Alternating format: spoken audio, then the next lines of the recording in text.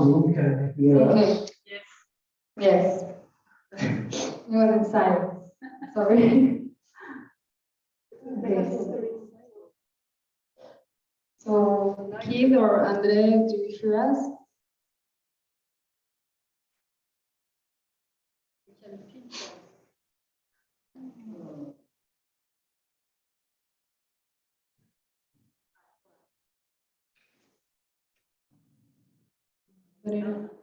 Yes, Yes. Keith. Okay. Yes, good. Okay, so who are you, Keith? Who are you, Keith?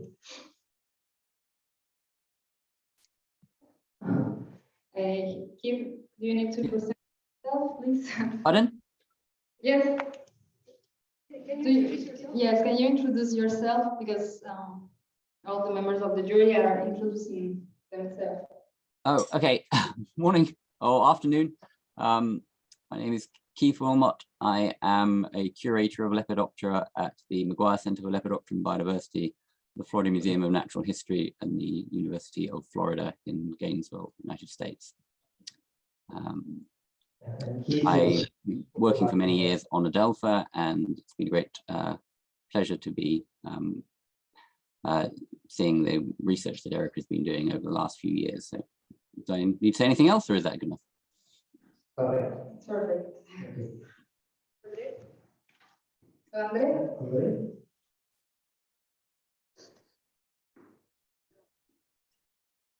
Maybe I can introduce Andre, since he's maybe not hearing us. So. Do you hear us? Oh. Okay. Yeah. Yes. Yes, Andre, can you introduce yourself, please? Yeah, of course. Hi, good morning and good afternoon for you. My name is André Freitas. I'm professor in the Biology Institute at University of Campinas in Brazil. I work mainly on systematics and conservation and ecology of neotropical butterflies. And I'm very happy to be here with you. Anything more?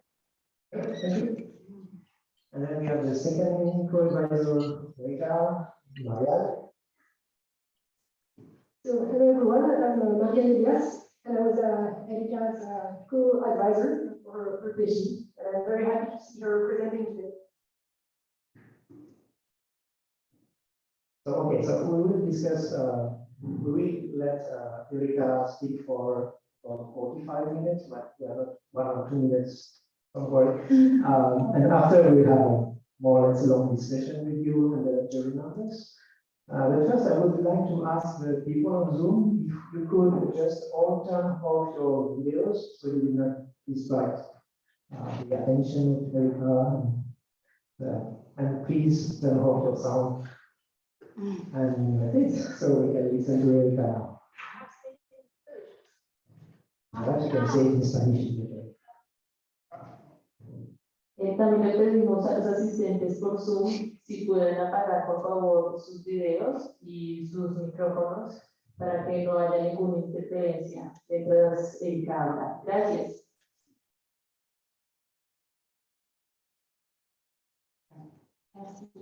Thank you. Okay.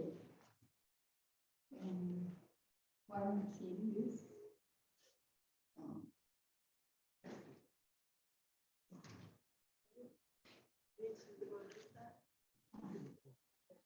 I can see.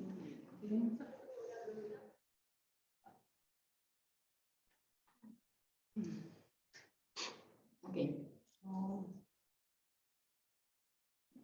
this here.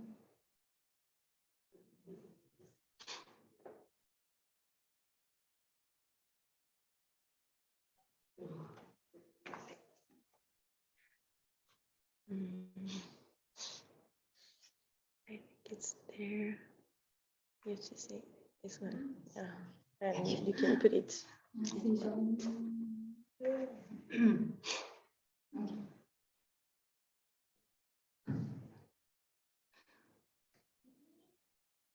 This way.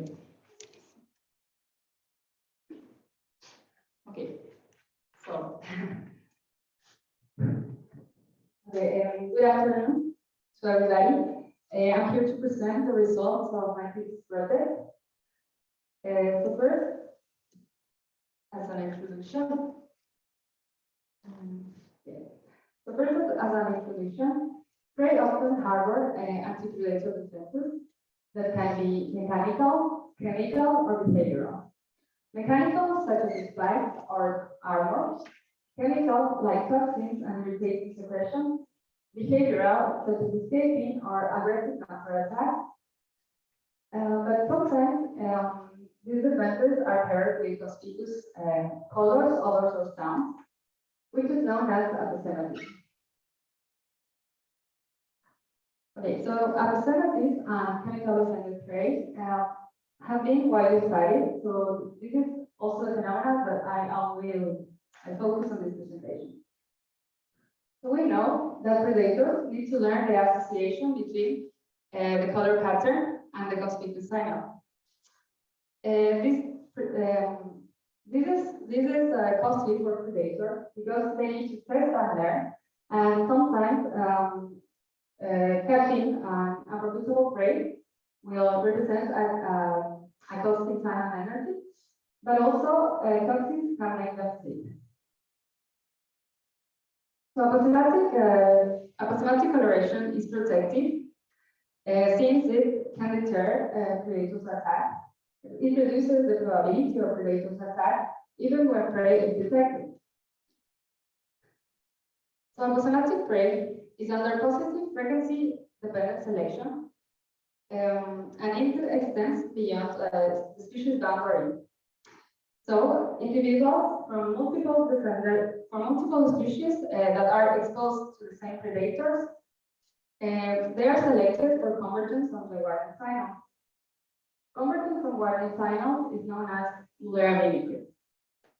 Also, edible prey that benefit from displaying the same warning signals as the defended prey, which is known as adaptation mimicry. So groups of co-mimics of conspecific signals form mimicry. Okay, so there's a large body of evidence for predators learning and generalization. We know that predators can learn to associate a distinctive color with a defense, but also they can subsequently avoid resembling prey, which is known as generalization. As aposematism, mimicry has evolved across many taxa, but it is mostly documented in the Lepidoptera, especially backflies from the genus Ecologie and the hominin tribe has been a repeated subject of study. We also know that mimetic color patterns they have a dual role because they are warning signals that deter predator attack, but also they serve as a mating cue for reproduction. Also, they are considered as mating traits since they can drive rapid speciation. A change in these mimetic color patterns can lead to the disruptive selection of predators. They select the non-mimetic hybrids, but also reproductive isolation by sortative mating from conspecifics. In classical systems, we know that there's a strong relationship between mimetic structure and the ecological structure. For example, at the microhabitat level, there has been proof that the mimicry can be certified through the forest by the community of predators. But also at a more geographical scale, there is an altitudinal segregation of color patterns as well. So we know that classical mimicry, there's a lot of evidence based on chemical defenses of the prey. But there are other types of defense that are poorly explored, but that can also sign on for the defense. So here, predators should avoid to attack evasive prey since it may represent a cost in time and energy. And in classical systems, selection exerted by predators can drive the convergence of the warning signal, which is known as evasive mimicry. Evasive mimicry, evidence for evasive mimicry is there are very few experiments that have shown that predators are able to learn this association, but these experiments they didn't use in control condition natural occurring organ science, and also mostly of the evidence has been raised from observations. So I have presented these two types of mimicry, and we know that one side we have a lot of information about molecular mimicry, but for evasive mimicry it remains very explored. So the aim of my thesis is to fill the gap of this knowledge of evasive mimicry. I will see how it works, how it evolves, or how it evolves, and what is the relationship or the implications of color patterns in terms of evolution and association, but also at community structure level. So as a model of study, I use Adelpha butterflies as these butterflies are one of the most diverse species from the tropical Nymphalidae. It has been radiated in the last 10 million years in 93 species and more than 100 species. Also, they present a marked latitudinal and elevational gradient of their species richness. The higher species richness is observed in the equatorial region, and it peaks at the base of the eastern Andes.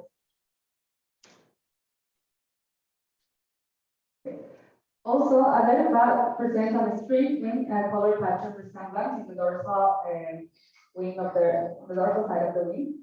Here we can see each individual is a different species from Western Ecuador. Also, as an example, these are the two main mimicry color patterns in the Adelpha, which 92 species or 60 species share the same pattern.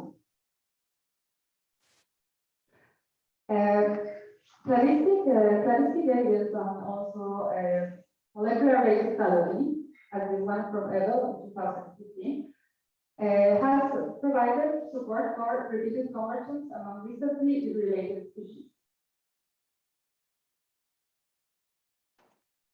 Okay, so there have been two main hypotheses for explaining the convergence in color patterns in Adelpha. The first one is the classical adaptation mimicry, where precisely a molecular species whose larvae feed on toxic husbands are mimicked by other palatable species. However, there is conflicting evidence for unpalatability in Adelpha. The second hypothesis is the basic mimicry, where their ability to escape make them unprofitable predators. So they gain a benefit of sharing the constant educating predators about their defense. There are several clues that support for Adelpha as an evasive trait. First, morphological traits that are associated to their ability to escape. For example, Adelpha presents thorax, short abdomen, and broad wings. And indeed, Adelpha presents a fast and erratic flight with sharp turns and deep dives when they are pursued by predators. And in contrast to palatable butterflies, that they present small thoraxes with slender abdomens and elongated wings. But also they present a close flight, heavy and in a straight line. In relation to the thermal constraints, Adelpha as a strong flyer requires more energy. So they are more distributed in warmer microhabitats with easier access to sunlight. And also, because of their powerful flight, they risk of overheating, so they restrict their activity to the hottest hours of the day. So Adelpha also possesses soft and brittle wings, which have been suggested to allow prey to escape to predators. And in contrast to palatal butterflies, they represent larger wings and have been suggested to allow the predator to experience or to taste the prey without damaging, a big damaging of the wings. Also, Adelpha presents a suspicious color pattern in the dorsal side of the wing, which is displayed when they are flying or when they are perching, for example, but also a cryptic pattern in the underside of the wing, which has been suggested again for palatal butterflies to give them protection on risky situations, for example, when there are public like males. In contrast, apparatal butterflies, they present the color patterns in both sides of the wings. So, in addition to these traits, it has observed that there is convergence beyond the genus Adelpha. For example, there are palatable butterflies that are presumed to be hard to catch, and they converge into all the nootropics, but they are less related species. And for example, there's a very less related species that also converges the pattern with Adelpha, which is from another family. Okay, so I will present the results of my thesis following these three main axes. First, explain the main concepts for evolution of mimicry, which is learning and generalization. And then I will look at the evolution of the mimicry patterns and its implications in speciation. And finally, it's the role of elite mimicry and for communities. As I mentioned, there are more a lot of studies or experiments that generally test the learning generalization with real prey. There are a few experiments in the side that there are in control conditions, but without very real prey, and the other side experiments with real predators and real prey, but without control conditions. So I wanted to provide these proof of concepts for learning, generalization, and also for the first time comparing learning and generalization between these two types of effects. So as our experiments were done at the University Research Station in Finland, with the collaboration of JUIN, Jan Balconing, and Pavel Bertos. We used artificial painted butterflies as a prey and wild motifs as a predator. Experiments were done in an experimental aviary where two prey holders leading on an aluminium tray allow us to present the prey and simulate the evasive behavior. So here's an extract of a single trial where we can see that, no, we cannot see. Yes, we cannot see. Okay. Oh, no.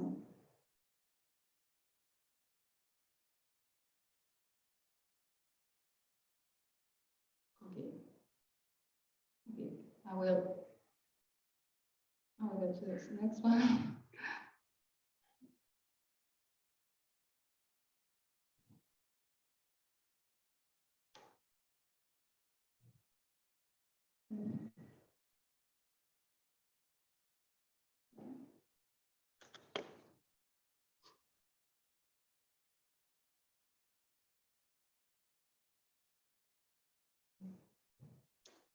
Okay. Okay.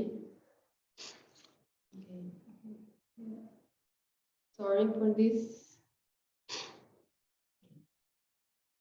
Okay, so here are the three artificial wing patterns, the three artificial prey.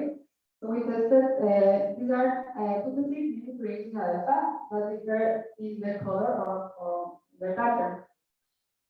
So a control prey was also used and make prey attractive to predators. We glued a piece of almond in the underside of the wings. For the palatable butterfly, we soaked the almond into our base solution to give them a better taste. Okay, so experiments consisted in two phases, the learning phase and the generalization phase. In the first phase, we tested if they can learn this association between the color pattern and the defense, and then in generalization phase, we tested if they can transfer their learned avoidance to across the typical limits. So for answering the first question, the learning phase, we presented to predators two types of prey: the evasive, which has the color pattern of Adelpha, and a control prey, which is non-evasive. So birds have one opportunity of attack per trial. If birds approach it to the evasive prey, it was rapidly put out. And if they approach it to the control prey, birds were allowed to eat the prey. In the case of the generalization phase, we use only birds of learn.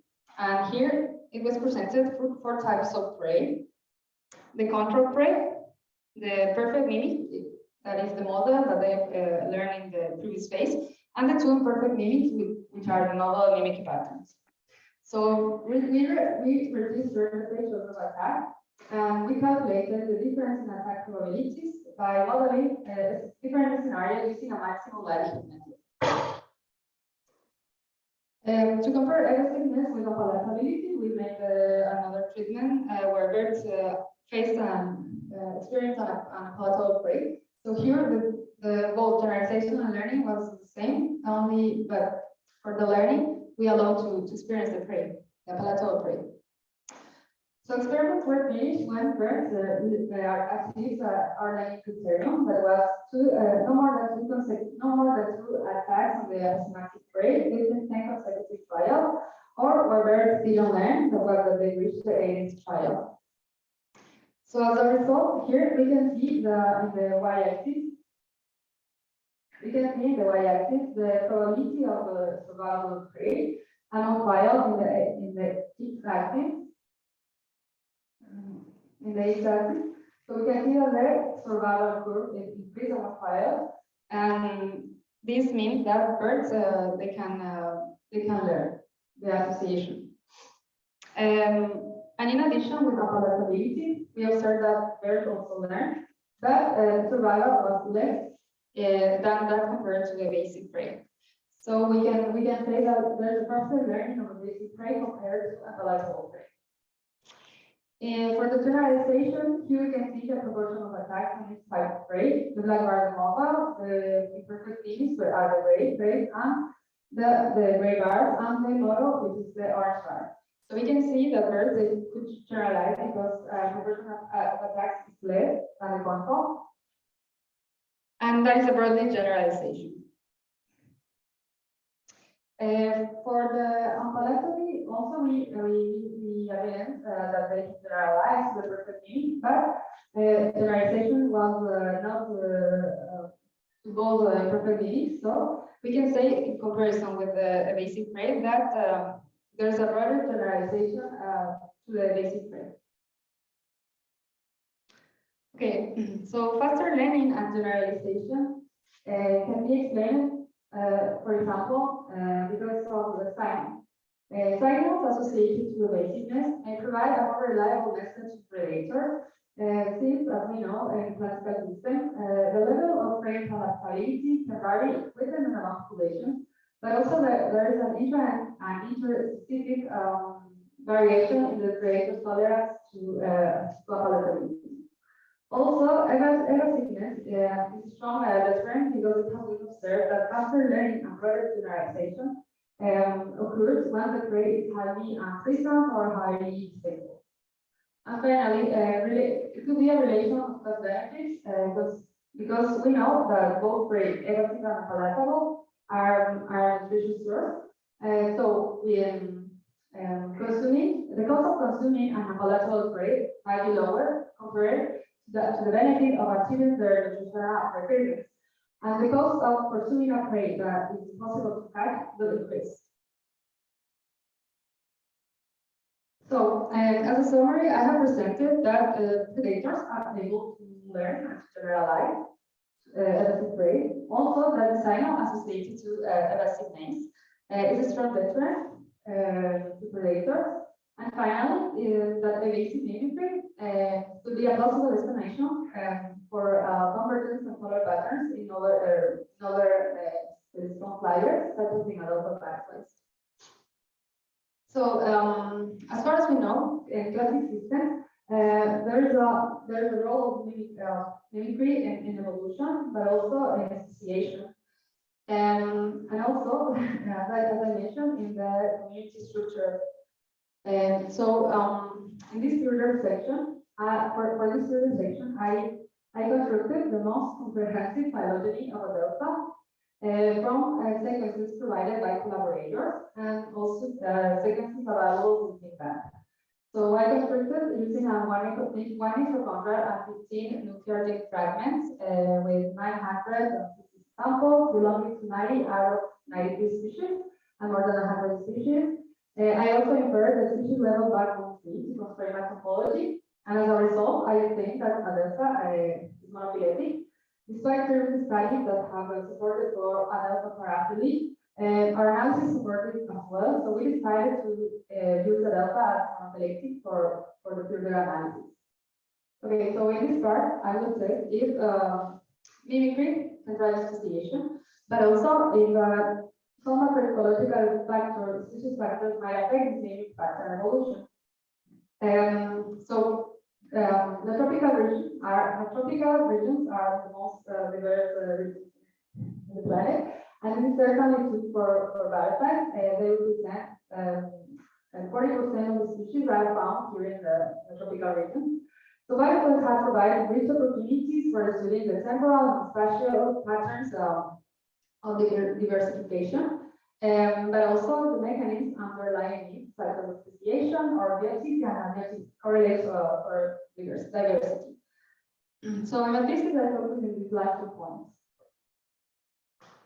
So as we know, mimetic color patterns are associated to ecological factors, but also they have an important role for both cooperation and mating. So shifts in mimetic color patterns can drive other shifts and so rapid association. So to infer if the mimicry can drive association, we assessed the mimicry pattern shifts through the phylogeny, and we tested if they are related to association events. For this, we tested 3 potential scenarios. The potential models where the shifts are related to association events. More neutral model, well, the mimicry pattern evolution is more gradual, so shifts are not associated with association events, but to the branch length. And finally, an in-between model between the contractional and the realistic model. So we tested which model fits better our training data. So despite we can find we could find occasionally some shifts of mimic pattern. Well, here in this phylogeny we can observe the distribution of the mimicry patterns of the color patterns in the Adelpha. At the tips, we can observe the existing color pattern, and at the nodes, those that were inferred by the central state reconstruction. Okay, so we can see that there is a small number of changes that maybe they can be associated to speciation, but we found that a gradual model of evolution of the trait fits better our data rather than a computational model. With another one, in other words, it means that mimicry pattern shifts are not the main driver of association in Adelpha, but it doesn't preclude that occasionally some shifts might cause the association. What are all the potential factors that might affect or might drive association in Adelpha? So it is known that colonization of novel host lands might lead directly to reproductive isolation. Indeed, Abel in 2015, he provided evidence that multiple shifts of Hoffman in Adelpha were associated to a shift in the diversification rate. So they suggest that important contribution of host plant shift in the rapid adaptive diversification in Adelpha. But also, it could be possible that there is a non-adaptive association and association due to geographical isolation. So here, perhaps, what we think that adaptation to a novel host plant that is driving association, maybe it is a association due to geographic isolation rather than the main driver of the diversification. Okay, so far I have assessed the mimicry pattern evolution. As a next step, I observed that the rate of evolution of the mimic patterns are not homogeneous from the phylogeny. Here we can see in the branch length, the red branch length, they reflect the highest rates of evolution, while the blue one represents the lowest highest evolution. Rates of evolution. Okay, so we wonder what could be the factors that accelerate the evolution in some of the mimicry patterns. So we tested some ecological factors that have been associated to that determine the strength of selection. Okay, sorry. So abundance, range size, niche width, and tropicality. What? So what is in the waiting room? Me neither. I'm meeting just the junction. Well. Okay. Okay, so the first three one, abundance, range size, and niche width. It is not straightforward to determine in what direction they might drive selection. For example, we can think that a rare species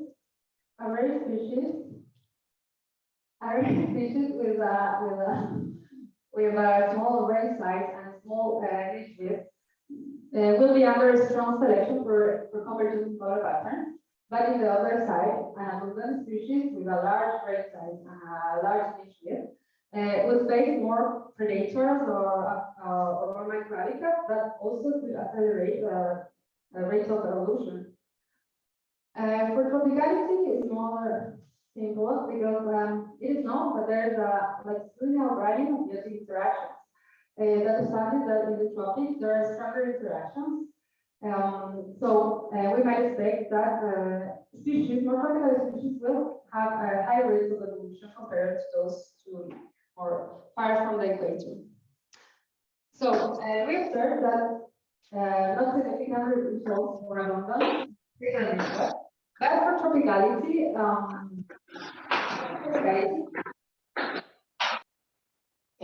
here we can see that the rate of in the y-axis, the rate of color pattern evolution, and here the tropicality, which is the degree the distance to the equator.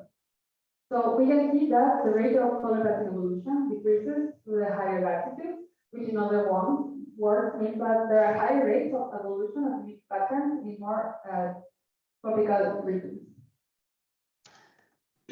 So as a potential explanation, as I mentioned, is this gradient in the interactions. So in the tropics, there are stronger interactions, and since we know that Adelpha especially have their color patterns that have this dual role in predation and for reproduction, higher or greater predation pressures and higher competition for mates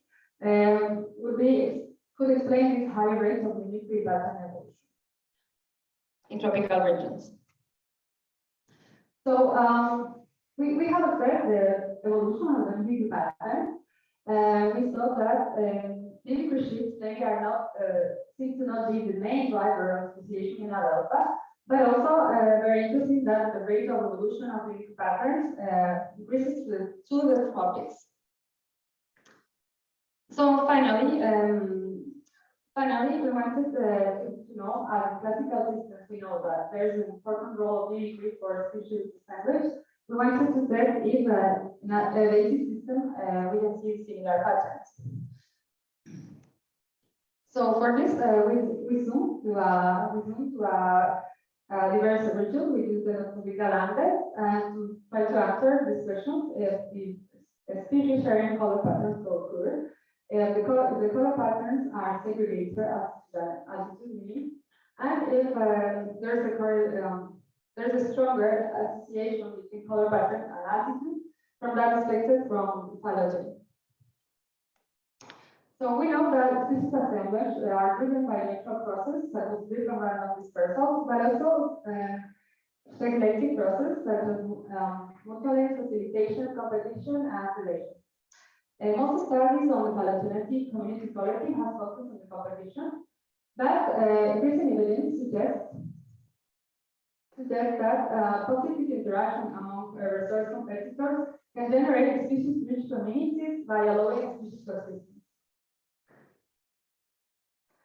Okay, so we know that in classical systems, mimicry is a mutualistic interaction that can drive the species assemblage to butterflies. So my question is whether this is not similar for an animation system. For this, I used Adelpha, again, the community of Adelpha in Ecuador. And data were provided from by collaborators for more than 20 years of sampling. And some of this sampling I collaborate as well. And also, in addition, I sampled in 2019 and 2019 to complement the data. So I have two types of sets. The incidence data set, which is presence and absence, that covers 41 sites in Ecuador, 59 species. And most of these, some of these sites were very well sampled, so I could use the abundance data set, but only for 8 sites with 2,000 individuals, and that represent 49 species of Adelpha. My data set also covers an altitudinal gradient from 30 to 2,000 meters. Here we can see the 9 image patterns of Adelpha that are present in Ecuador, and also I use the subspecies level phylogeny to take into account the phylogenetic relationships between species.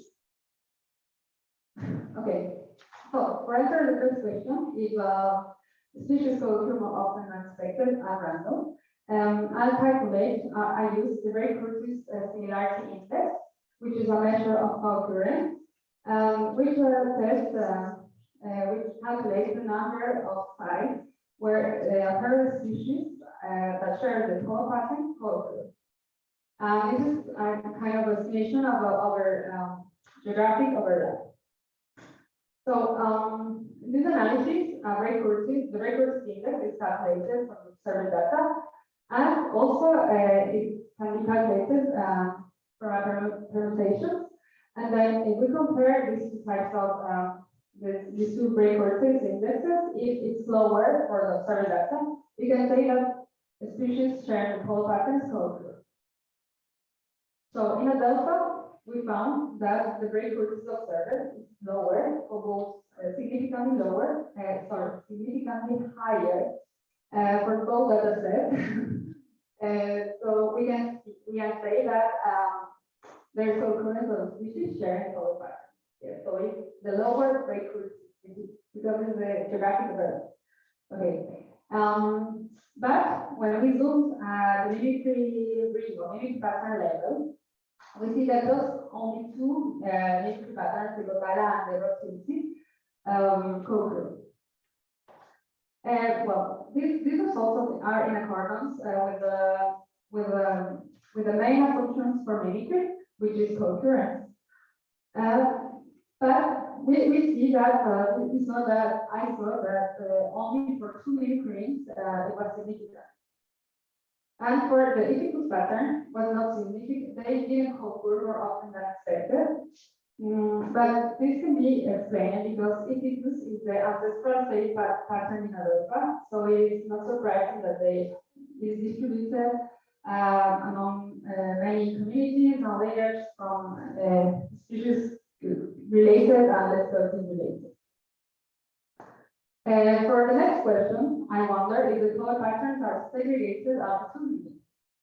For this, I calculated the genetic turnover ISP along longitudinal distances corrected by the geographical distances. The genetic turnover ISP is analogous to the FSP used in genetic populations, but instead of allele, I use color patterns.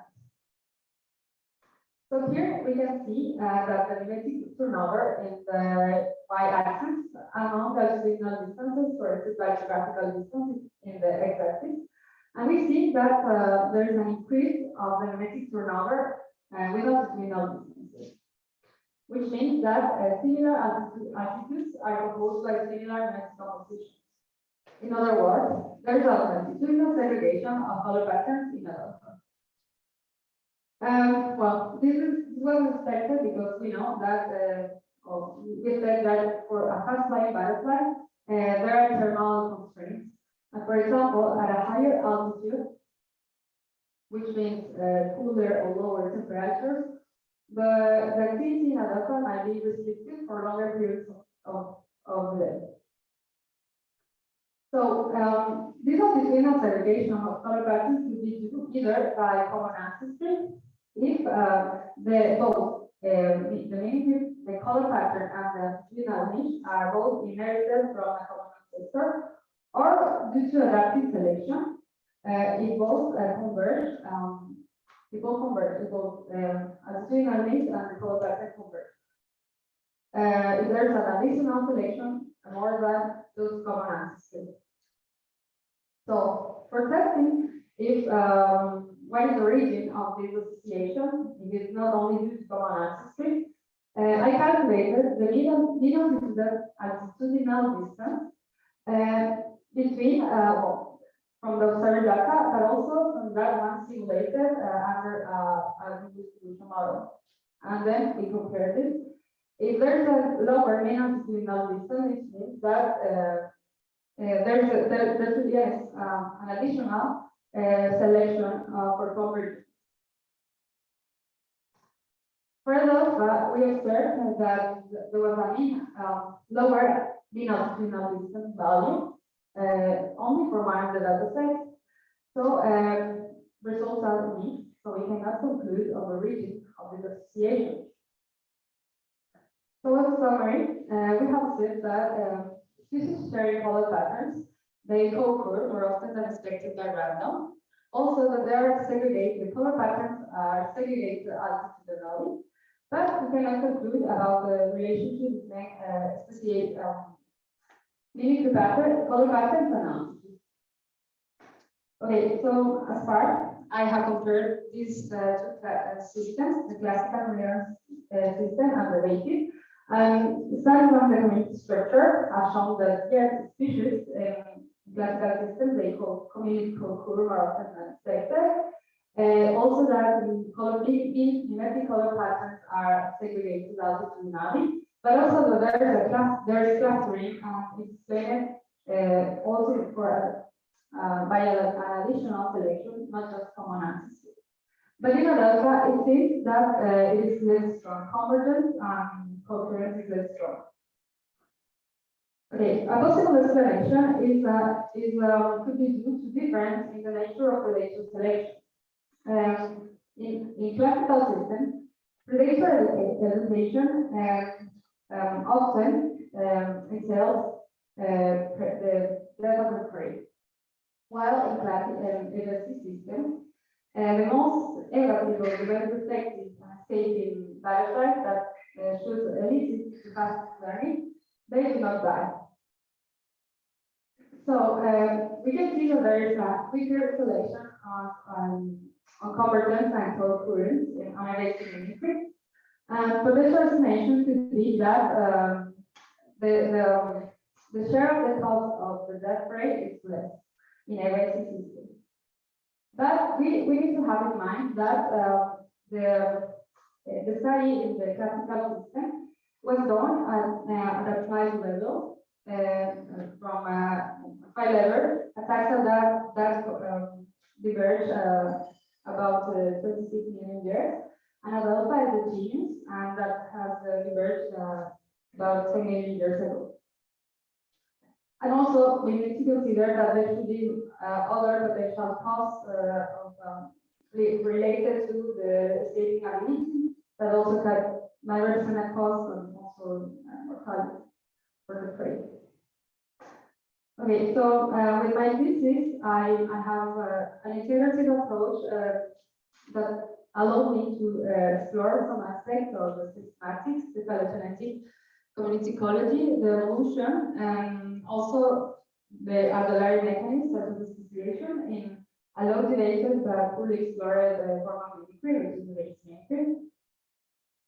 So my study highlights the importance for assessing other systems that could help us to evaluate to see if the main conclusions about or the crucial conclusions about classical mimicry can apply also for other systems.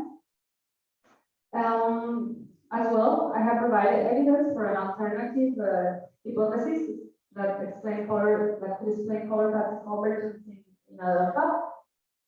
But yes, a lot more research is needed because it is mimicry is a very widespread. It seems to be very widespread in nature, but we don't have much information. So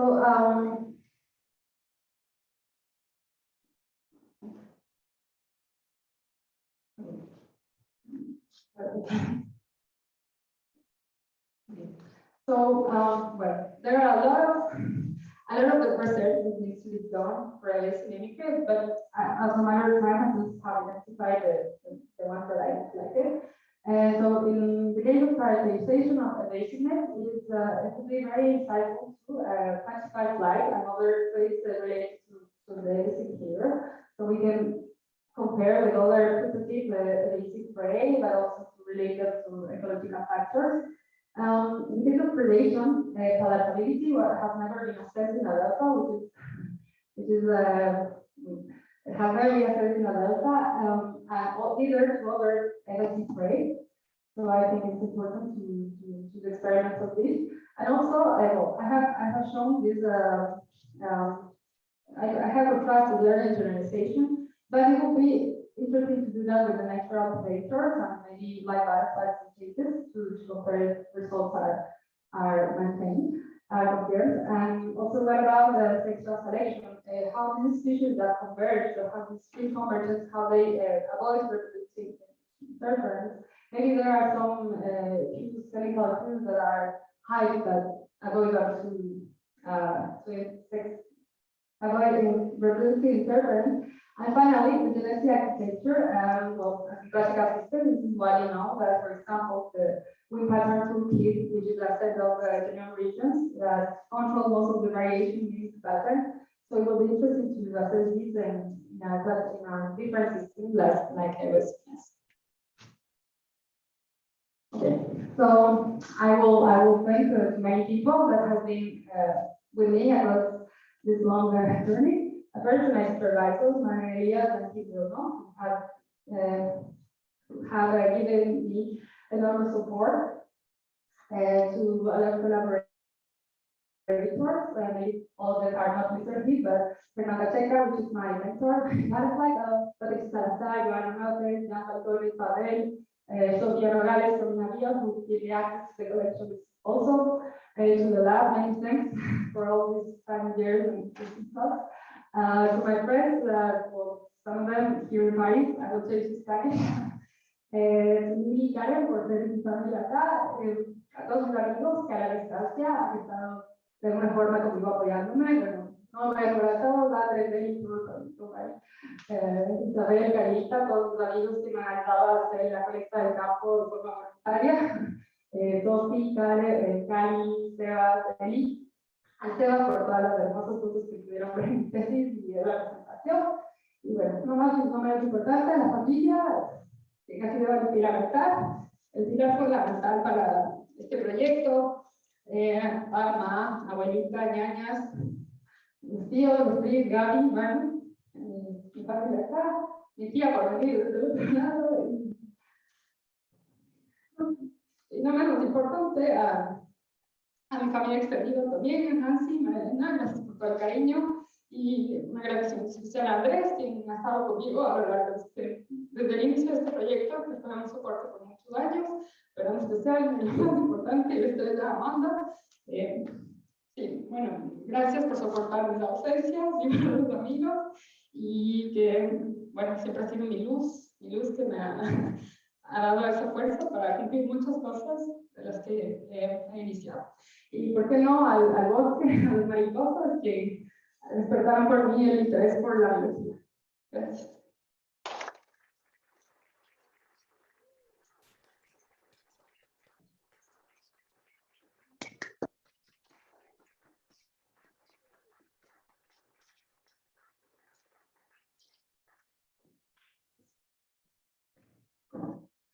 you very much, Erika.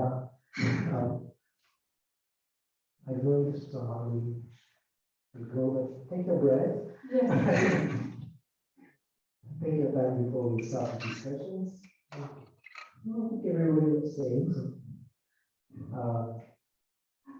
So we first discuss with two reviewers, and we gradually to Diana, who's coming from the other space. So, Well, first of all, felicitaciones, Erika. It's a really beautiful work. I enjoyed very much reading it. It's very impressive that you have done there. I think that perhaps the thing that I want to highlight the most is the kind of integrative approach that you have achieved. I love the fact that you have experiments, that you have like macroevolution, ecology there. So it is almost like there is nothing else to address almost, even though, as you said, there are a million questions, but obviously one has to start somewhere. So I would like to start with really general questions based on your general introduction, and then perhaps we move a little bit towards the specifics of the different chapters. So the first thing that obviously caught my attention, perhaps I am biased, coming from the tropics myself, is that you mentioned how biodiversity is so much higher in the tropical regions. Why is that? Well, there have been a lot of explanations, but the main one is the latitudinal diversity gradient. But it has been explained a lot of patterns observed as this one of the higher diversity. For example, there are a lot of hypotheses, like as I mentioned, maybe pattern evolution is higher, but also in others, not only in patterns. So in general, rate of evolution is higher. And also it could be explained because of the diversity of microhabitats. For example, in the tropics, where there are the neotropical animals also that can explain more opportunities to the diversification. Also have been proposed like temperatures, tropics may accelerate the rate of evolution as well. So latitude, the famous latitudinal gradient. So speaking of latitudinal gradients, there was a recent study showing how birds were much more colorful in the tropical regions. And they obviously don't know why exactly, but they suggest a couple of alternatives. You were talking about something similar with your butterflies, where also the speciation rate was much higher towards the equator. And you mentioned that it's possible that one explanation is the strength of the interactions. But these authors who study the birds also said that perhaps there are more colorful animals in the tropics because of the darkness of the forests. So the light environment is very specific, and also the habitat is very complex. Do you think that that could apply to the butterflies as well, and how? Okay, well, for my butterflies, I think that they mostly are present like in open environments, like with a lot of sun, like the canopies. You can find Adelpha maybe just in the canopies, with some species are understory. Well, I imagine Adelpha is limited to being in microhabitats where that are warmer with a lot of sun. So they don't fly in these very parts of the forest. We can find them, but it's not usual to find them. So I don't know. I cannot know with Adelpha because, or with the basic rate, because maybe there are other selection more stronger for the colorfulness. So they are like really occurring in an open area, so a very kind of light, bright light environment. But for other organisms, types of prey, yes, I think that kind of applies, because yes, in the forest they need to be spotted, and they need to be more colorful to be obvious, because in the forest it's very difficult to get lost. If yeah. So I think that it could apply to other grades, but maybe for Adelpha is not the strongest selection. Yes. Okay, let's move a little bit more into coloration. You were mentioning how there can be some sort of trade-offs. So you talk about predator selection and you talk about sexual selection, and we don't really know much about sexual selection for in Adelpha, but in general, we know this trade-off is a very important one. You need to survive to be able to reproduce, right?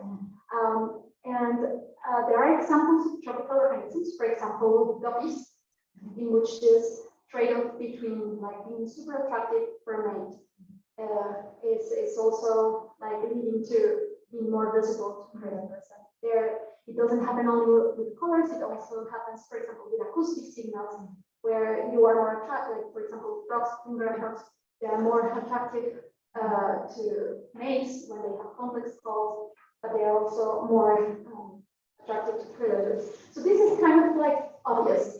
But in your thesis, in your written document, you also talked about thermoregulation.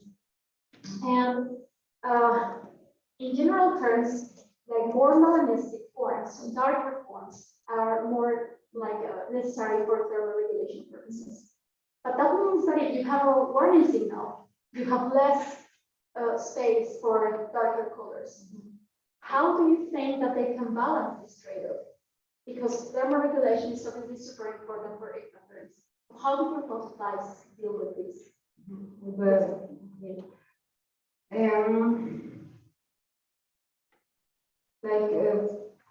Occupying how is it? Being more, as I said, in microhabitats that they have a lot of resources, a lot of energy. That's why it's not only like in the canopy or in the river sides where there's a lot of, or in forest gaps, because maybe they will not be able to be very active in darker sides of the forest because they need more energy. So yes, I think that it will be they are segregated to these microhabitats, which are, there's a lot of energy, a lot of sun, like all the sun lovers, butterflies. Well, I'm thinking yes, that there's a lot of sun lovers, honey lovers, butterflies that are dark, but also others that are not so dark, like the PAEZ that are yellow. So yes, well, in Adelpha, I think I don't know. Yeah, maybe they are just in open habitats with a lot of energy. Okay. Maybe some like microhabitat segregation and perhaps even temporal segregation, like do they fly all day long? No. Exactly. Yes, as I mentioned, at one side, because they need a lot of energy, so maybe they cannot fly at the end of the afternoon. But on the other side, they can overheat because of their power flight, so they restrict the hours. And actually, in Adelpha, yes, we don't know almost nothing about the technology, but it is strange because sometimes there are like peaks in Adelpha from year to year, and I think that there should be some temporal also pressure, like yes. Okay, you talked about the classical concept of mimicry, and you mentioned how there are probably two types of mimicry, Mullerian and Bayesian. And obviously, sometimes you find like cheaters in these systems. So what would be the form of mimicry that can sustain a higher number of cheaters? What form of mimicry? The Mullerian mimicry.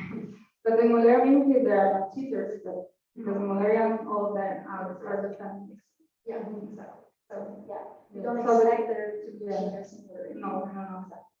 Very good. So let me just check my notes.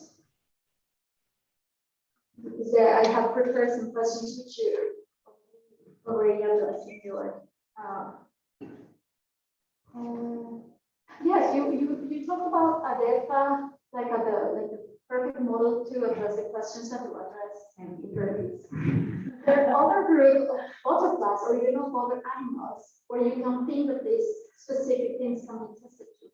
Yes, and butterflies there are a lot. I didn't present here all the time, but for example, pinedo and phrases, they present like several potential cases of invasive butterflies, potential invasive butterflies in the tropics. For example, the Soutenance, and also I was studying models, which is the morpho, these are butterflies that they are flexible and they are like very, very hard to catch prey. And in other organisms, Adelpha, invasive mimicry also has been recorded, like in beetles, and like one of the first reports was between a grasshopper and a butterfly. So, and a very interesting another case, well, it's more multiple prey, multiple defenses, but there's this it's a diptera that is a diptera and is a coleoptera, but one of them mimic the other one, but it's crazy because like a coleoptera mimicking a fly is for sure there should be something going on if both of them are palatable. So there are a lot of examples of this. Sometimes this mimicry has been confused with the locomotor mimicry. There are also a lot of organisms that they mimic, not they are not evasive, but they mimic, for example, the fly or I don't know other orders of insects. Now, there are several classical examples of mimicry that have made it to textbooks.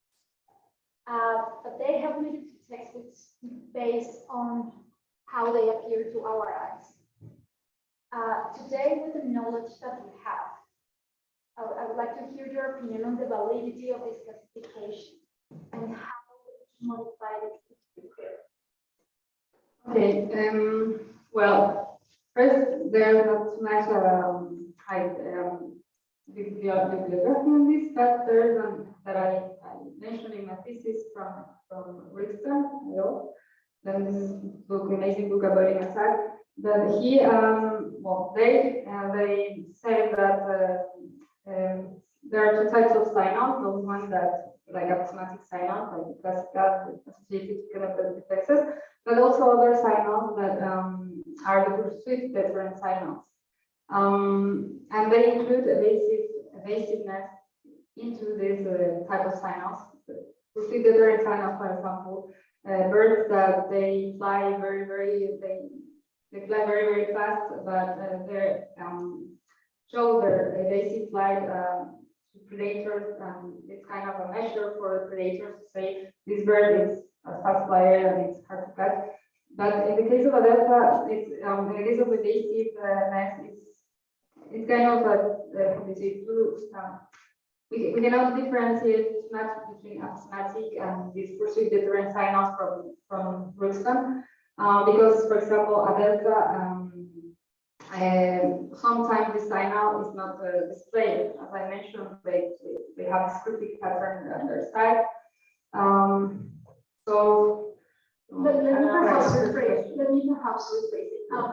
So we have these class examples of mimic, because let's say coral snakes. So we say like that looks like a coral snake, that's a mimicry ring. This is a cosmetic. These two are co-mimics. And there are many examples like that, simply because for us they look very similar. Would you leave this classification, or would you argue that there is something else missing to kind of like validate this classification? We for sure.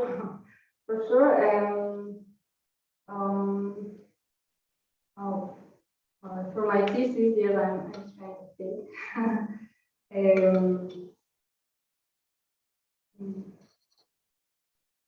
No, I don't have anything now. So, what would be the selective agent on like mimicry and coloration? What is expected to be the selective agent?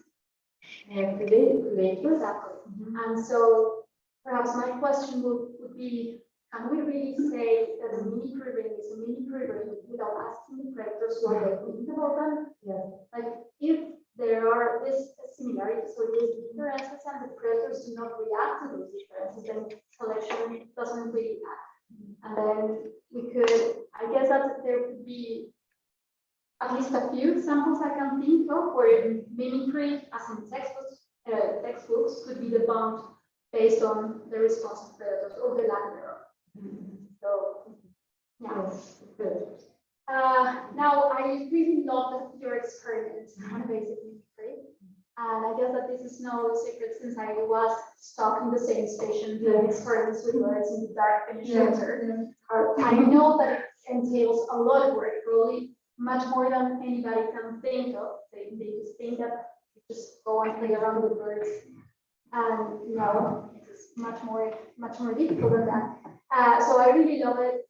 But I think that perhaps one thing that it would be like for the audience here is, why would you test, you know where I'm going, I guess that we all get that question, absolutely. Why would you test your butterflies with a predator that is not tropical? Like what has a blue tit from Finland have to do with your tropical butterflies? How can we extrapolate to what happens in the tropics? Yes, for sure. That's a very important remark that has been done always. But well, the answer is that we wanted to test this with naive predators. So blue tit in the other part of the world, they are not faced. They never faced these color patterns, but for sure they have faced like other butterflies from Finland. But yes, the idea was to test a naive predator, a wild naive predator, and for sure it will be very interesting to do that with actual predators. We can extrapolate because we are just wanted to prove if they can learn, and for sure generalization is more like delicate to conclude because for a lot of other factors that might affect them. But in the case, I think this is the best way to do it, like the first way to do this. And for sure, it will be interesting to do with natural predators, but also if we don't know much about natural predators. We can have like idea like mud or days, but we are not very well. A recent publication from Geneva, for instance, I think they give us a list of predators that will be very interesting to work with and tropical birds. So, yeah. Yeah. So for me, talking about still this chapter, it was really unexpected that you find this advantage of evasive, evasive flight, let's call it, compared to apologability, so that they can learn faster those that are hard to catch. If this is the case, why bother having chemically dependent species? Because we know that the chemical defenses are costly, regardless of whether they are produced de novo, because it means that they need to invest a lot of resources, or they can take the curses from host plants, for example, but then they pay really high detoxification costs. So why bother if just having like being hard to catch, you know? Yeah, because for sure it is costly to be evasive. Because one of the reasons is, as I said, there are a lot of thermal limitations, physiological needs for fast flight, like to invest in a lot of resources and massive thoracic muscles. So I think it is important. It will be important to quantify if maybe evasiveness is more costly but it will be very difficult. But I think it's not that easy to be evasive. It's not that easy. That's why all the prey they are very fast, hard to catch prey, because there should be a cost associated to the evasive flight. Yeah, you were saying like something that connects to my next question. You were saying it would be really nice to see which is more costly. How would you try to test that? How can you think of testing that? Yes, we think also like another type of experiment, but because I compare evasiveness with palatability, that why is as we saw there was a lot of variation for predators, and there were predators that learned like tolerate maybe more than palatability, so they were slower at learning, but it will be an experiment. Could be that we compare different levels of evasiveness compared to different levels of palatability. For example, prey that escaping like more than like two times more than the other one, like that. Maybe you can see that maybe birds, yes, you compare different levels of evasiveness and palatability. But how would you compare those costs for the prey?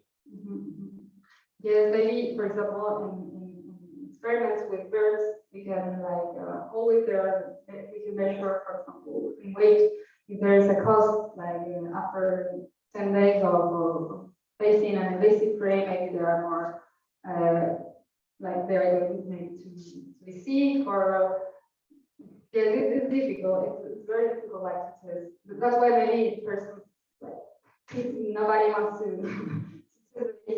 like logistically also it's, and also to like disentangle the effect of palatability to the evasive. It's hard. I don't know. Perhaps I would imagine that you could like perhaps raise butterflies and then have like I don't know, limited resources, or like measure like costs in terms of condition or metabolic rates. So prey. Yes. Sorry, I got some predators. No. Yes. Okay. To the prey. Yes, we can have like different segments that are not that good feed it, and then try to see if it's most costly for the prey. Then. Oops, let's go. Is it like the sound actually stop? Okay, I'll stop. But you do that.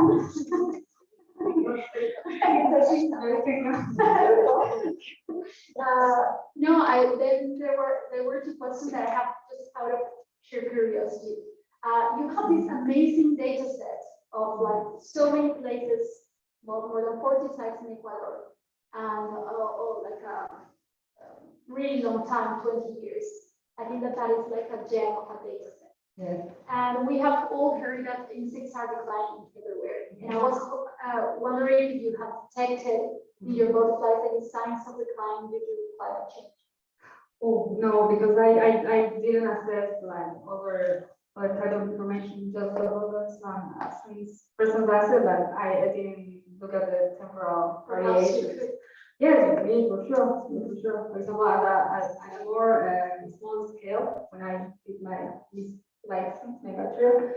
Yes, for example, Fernanda Checa, she has a lot of data for Ecuador for many years, and she compared, and you can see that there is a decline for sure. And personally, when I worked before, I used to work before, and the field, I don't know, maybe it's a temporal variation, but I can see that Adelpha, it's more difficult, just in 2 or 3 years difference of something, it's more difficult to find Adelpha and like in closer, we need, how to say, I need to go like more deep in the forest to find Adelpha, because Adelpha it's mostly it's a primary forest. So it's really sad. And actually, my 2 samples these ones were not that good because of that is really difficult. And if we want to make like something standard sampling, we need to go all days to the sites, and if we need to walk 3-4 hours to find primary forest, Adelpha is not anymore. So it's for sure it's an impact. Okay, last question that I have over is this mixed comment and a question. You said that predator education is what makes this strategy possible. And you said that they die when they are unpalatable. Yes. How can the strategy be successful if they die? Because for sure some prey need to die, but so how does the predator learn, or how is like it beneficial for the prey? Yes, it's a classic question for a classical system.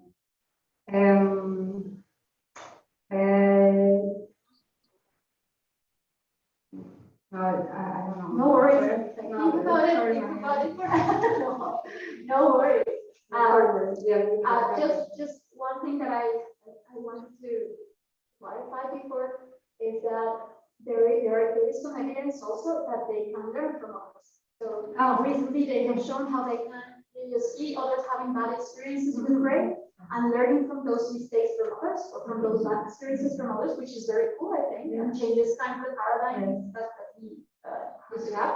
And the second is that many photosynthetic species can actually survive. This is that. Like even like for example the papillons in this study, they can survive. Some of them can survive. Because if like they die, then it's hard to imagine how the strategy can spread. Yes. I have questions.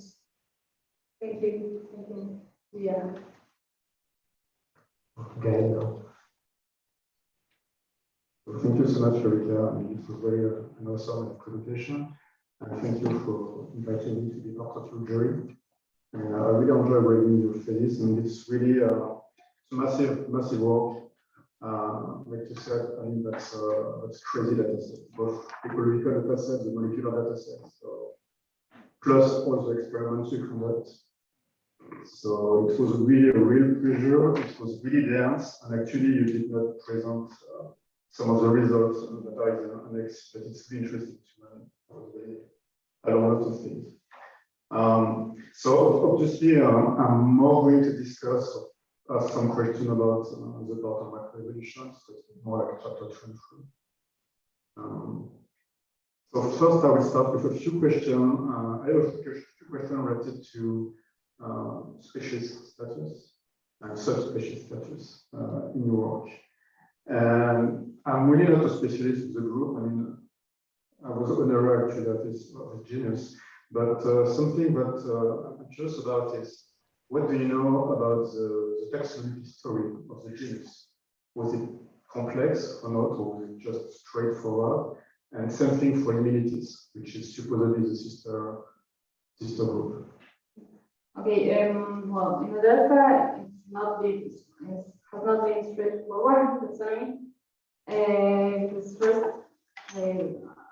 before like having all the molecular technologies, because of their extreme resemblance, it's been difficult to identify. There has been a lot of errors in identifications, taxonomy identification, a lot of problems, and like a very important word that they have give more problems to the taxonomy, for example. But then, yes, we know that Adelpha is the tropical genus, the only tropical genus from Limelitilinae, and not only that, the sister of Limelitis. What else? I don't know if I answered. So I have a follow-up question. Do you use to identify the species? Are you using genitalia or not? The data, all the sequences of data was provided from collaborators. So I have this information if they use genitalia or images. So I don't have this information. Because I still, I mean, I was wondering because in your presentation, very interesting, but you have like different limit pattern. And there are Esta persona me envíe. Seguramente. No sé si. Listo, ves. Ahí está. ¿Alguien está con el micrófono abierto? ¿Puede cerrar, por favor? No, todavía escuchamos a alguien que está hablando.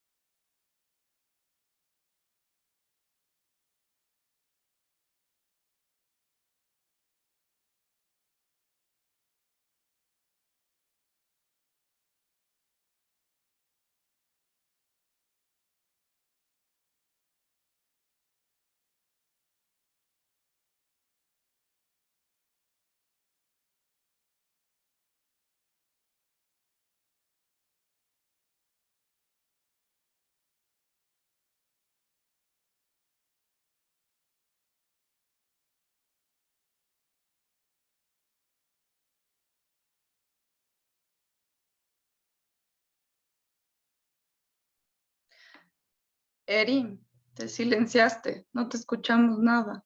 Perdón que te interrumpo.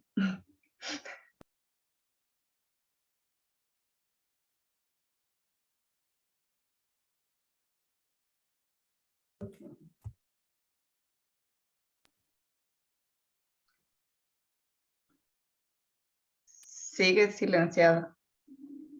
Sí, por favor, activar el audio para Erika.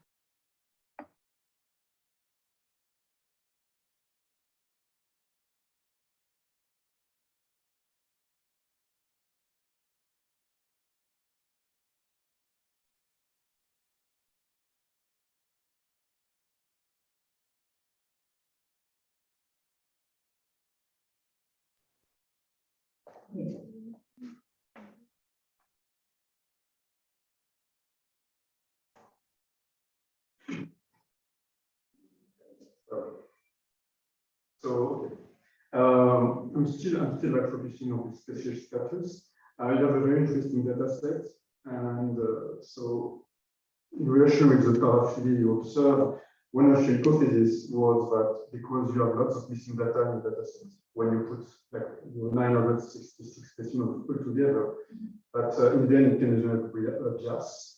And so you can have like perhaps paraphilia because of such a bias. But I saw that in terms of gene overlap, I mean, for the Co-1 you have almost all species. Did you try just to do a Co-1 gene tree to see what was going on with all the species that are paraphyletic? No.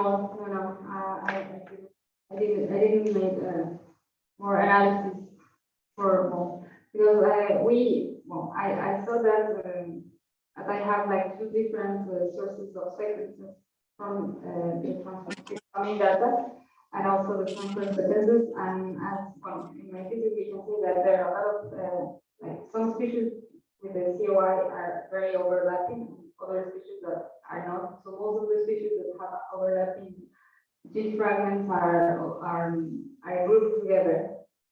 So yes, we need to look at this for the publication. We made like different like electronic trees for each gene to see if there were like very like changes in topology, and normally all the genes were okay. But yes, for sure I need to do more analysis to see why these species are not grouped together. The species are not grouped together. But I don't know. I was also wondering whether you try to do some molecular specific delimitation. Yes, no. Yeah, for now I didn't, but for sure for the publication I will do a lot more analysis. But yes, as I said, that the paraphilia in Adelpha was important for creative studies, so it will be important to do more analysis. Okay. So more on the macrovision part. In your presentation, at some point you're discussing the importance of magic traits. In a way that when you have a magic trait, it can generate like faster rates of speciation. And because you're making lots of comparison with Ecologie, I was wondering if you have a rough idea of the diversification rates for both genus. Do you know if the rates are similar? Because for both genus, you think of magic traits. So, have an idea about that? No, I don't have this information about Ecologie, but yes, in Ecologie they are really diverse in patterns, and that was also an interesting thing that in Adelpha there are just 9 mimicry patterns, no, 14 mimicry patterns, and like in Ecologie or in Ecologie, you can find more than 20 or 40 in so many mimicry patterns. So maybe yes, but I don't have the information about diversification rate. More mimicry patterns, more selection, evolution. Okay. Still in relation with diversification rates. So in your study, you're testing for the effect of change in mimicry pattern on speciation rates, and you find nothing. But I was wondering if you look at a broader scale, if you look at all the groups that are related to Adelpha, Don't you think that it could be possible that you find a shift of diversification rates just at the for the MRC of Adelpha in contrast with other sister group? Yes. That's something you want to, I mean, do you think it's something you can test, you could test at some point? Or? Yes, yes. No, there are a lot of things that can be done, but for sure, I think that scale also is important. We are seeing just at genius level, for sure, where it will be difficult, like, not to find the randomizations, the same, the mimic patterns, but for sure, we extrapolate, or we make like a more larger scale, we will find those differences. So, yes. For all your traits-based analysis, so that you presented in particular, if I remember, you showed this figure with the color, the difference in like the rates of evolution for the mimicry thing, the change in mimicry. Did you do this kind of analysis with hidden Markov model? Yes. Okay. Yeah, this kind of analysis. Did you use hidden Markov model? No, okay, I use the maximum latitude model, but not Markov model. Model, yeah. No. Yeah, but it will be also when we're thinking also, well, I did it in base traits because base traits can take into account the polymorphism. But yes, we wanted to do the variation framework, but yes, time. Because from my experience, it can change everything, yes. Especially for the No. Actually, I did like a test, a preliminary test. What did I observe? That always like if you use was the ancestral pattern, but then it wasn't not like it was more ambiguous than the maximum value that we use. If it was always well ancestral, that's translate. Okay. I have just a few questions about the dating procedure that you use. I don't remember if you precise whether you use like partition. They use different clocks for analysis, these kind of things. Yes. Okay. Partitions. Yes, I consider different models of evolution for the codons. Yes, I didn't include this information in my thesis, but yes, I used different partitions. There were like 12 partitions. Most of them were 12 partitions by color position. Okay. And last question regarding the dating, it's more like I'm just curious because you present that there is this other study by Adele and collaborators, and they use like RADSEC, if I remember correctly. And did you consider trying to reduce the same calibration on their RADSEC? I mean, using the same secondary calibration of shadow on the dataset to see whether there is difference with a mirror like dataset. I mean, yes, it will be very interesting. It would be very interesting to do this. What I was going to say, that I use just only 4 calibration points, and I would like. We think that it was like very difficult to find like a lot of support because maybe we can use more icons of calibration, and but I don't remember how many points of calibration they use, and I don't know if they use same as Shuttle. But I will have just a last question. Still a bit of methodology. For the perspective, you're presenting really interesting perspective in your thesis, and one of the perspectives is to implement like a bibliographic analysis. Have you already considered? I mean, have you start to think about the kind of model you want to implement? And I was thinking particularly about whether it could be interesting for in your case to implement time slice. So do you have any idea of time slice that can be relevant to your study? Time is what? For the parametric historical bibliography medium? No, no. For instance, for the Indian origins, don't you think it's able to think of something? Yes, for sure. The high rate of the Andes. It will be interesting to include the rate of the Andes because it's important in butterflies and diversification. And also with my one of the results that I was saying was that maybe this Tanzanian association that will be very interesting to compare this. But yes, at the point we don't know. It could be like Carians or yeah.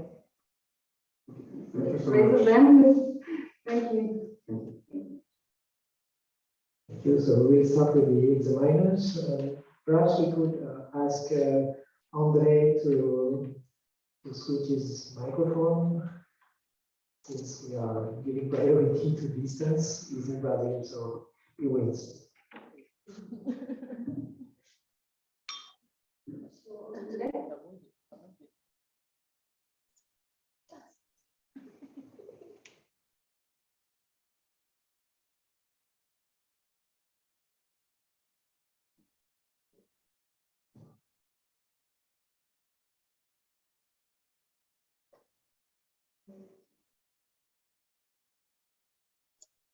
Hi, hello. Hi. Can you hear me? Yes. Yes. So that's my turn now. Yes. Okay. Okay, I hope you can hear me and can understand my English. First of all, I'd like to thank you very much, you and Marianne and Keith, for this invitation to be part of your committee of this defense. So thank you very much. And also to make this a bit easier for you, I would like to say that your work is amazing. It's a superb, very good thesis. I really enjoyed reading it. And I have quite a few things to discuss with you, much more to make you have the opportunity to show us everything you know. And so I will not be like a referee of a paper. You will have enough referees for the next forthcoming publications. And also I will focus more on the community and the evolution of these quite stable color patterns in the Adelpha compared with the aposematic butterflies. That's a strong and important point in one of your discussions. So I could have some issues about the experiments in the first chapter, but that's okay. We have limitations always when we think about experiments and modeling. We have it's very difficult to test these things in the field. I have a student, Aline, that was studying the escape mimicry, not escape mimicry, but escape capacity of escaping of morpho butterflies. We did that by field mark recapture, and it's really, really hard to get data. So I could fully understand the reasons you did the experiments as you did.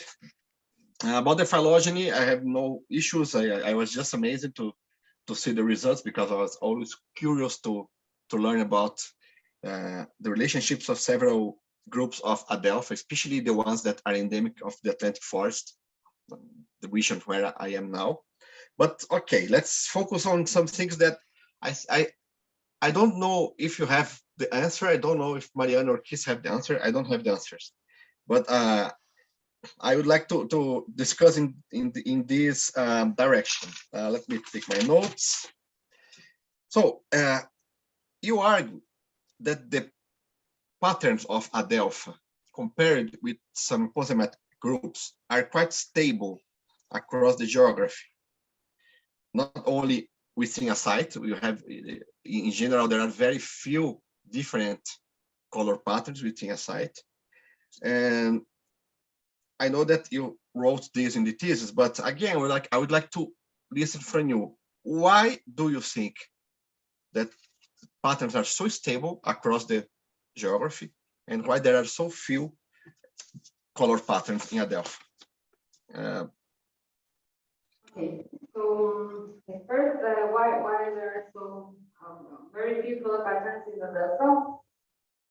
One is, as we show, there are strong segregation of the basis of community species because they have limitations as I said in thermal environments. So maybe Adelpha, actually, as I said, is restricted, for example, to the canopy. So they don't face two diverse microhabitats, for example, like Ecologies or Econius, that they can fly like in warmer habitats or not that like shady habitats and not that sunny habitats like in Adelpha. So maybe yes, that could be a potential explanation that Adelpha is restricted at microhabitat level.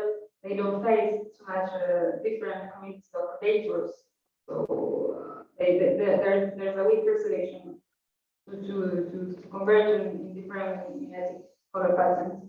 But for sure, it was not expected. We could say that maybe it's weaker selection, so there will be more color patterns. But in Adelpha, maybe there's also other kinds of restrictions, such as genetic level. Yes. Okay, that's why it's for one question, and the other one was the question. Okay, no, that's okay. No, it's just like a single but large question. But you told something about the habitats, but in your argument in the thesis and also in the presentation, I agree in part with that, but you say that the selection a system based on escape should be milder for convergence in color patterns. I'm not sure that this that the reason for have very few color patterns is because of the system that escape mimicry. Could be, as I told, I'm not against that, but you mentioned something about habitat heterogeneity. Don't you think that this could be also an important explanation? For example, if you compare with Itomini and Liconius, you have several species that are typical from the interior of the forest, some from the understorf, some from the midstorf, some from the canopy. And in my experience in the Atlantic forest and parts of the Amazon, the Adelphas are much more homogeneous in terms of habitats. So could the habitat use be as important or more important than the fact that escape mimic looks like to be weaker for segregation of color patterns? So what do you think about it? Yes, I was trying to say this, that heterogeneity my habitat, which is less heterogeneous for Adelpha, that could be an explanation for not having this high diversity of color patterns. But actually, I think that escape behavior is associated with, for sure, with their niche that they are. That the niche of Adelpha is associated to this escaping ability. Yes, but for sure, my product has the homogeneous in Adelpha. They are most of the canopy. Yes. If I answered the question. So don't you think that maybe escape mimicry is also limited, because you should think that species that should escape because they are fast flying, there are the morphos, that's another system because you have the flashy coloration, the dynamics coloration, okay. But in this case of fast flight, there's not much room for escape mimicry in a closed habitat. So most of these species are escaping in open habitats, edges or canopy or or along the rivers, or in so maybe the system itself should be some kind of limitation. And then I will link with another thing that you write in your thesis, that wider geographical ranges. So you thought that maybe ranges are as wide as the wide geographical ranges of Adelpha also could explain. Develop this again, please, just to see what you really think about that. If this is in your page 179, let me see here, just to remember the correct phrase.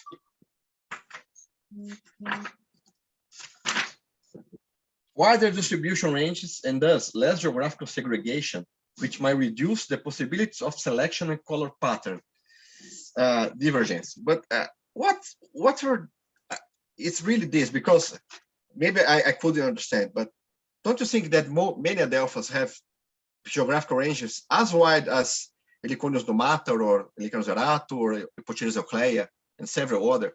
So what's exactly you and your advisor were thinking when developing this idea of the wider geographical ranges as a factor that could promote the low differentiation in color patterns?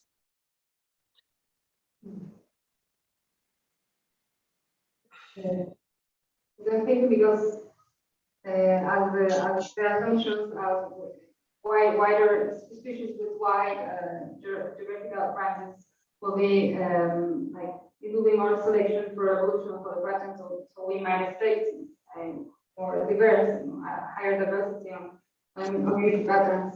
So yes, I'm thinking about this assumption.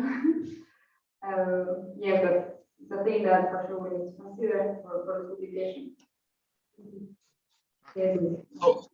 So maybe linking that, Erika, with my point is, let's think about species of Heliconius that have habitats and more or less behaviors similar to the Adelpha, not in case of escape mimicry. Let's think about, for example, Heliconius sara and Wallacei and other like that. Do you remember about the variation of color patterns of Sara, Wallacei across the neotropics? No. So it's just okay. Just to say, these species that are not from closed forests, that are much related with open habitats, they are quite homogeneous.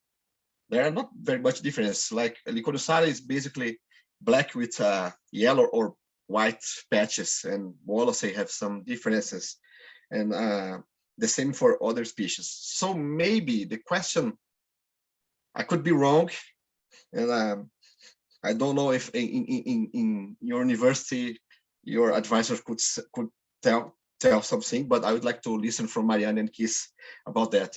But just maybe the low diversity of color patterns are much more related with these species of Adelpha that have less habitat specialization. And so I don't know if you read a paper where I collaborate. We did some modeling showing that if you have a generalist that can move across the different habitats, you have less color patterns and conversion to few color pattern. If you have more specialists in the same kind of habitat, let's say, this is just modeling, this is not empirical data, okay? You can have more color pattern symmetric ones.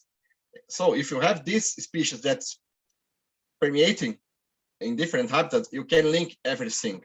So maybe that happens on the Adelpha. But as I told you, my experience on field work and Adelphas are in the Cerrado, part of the Amazon and the Atlantic forest. Maybe that's another kind of community structure in Ecuador.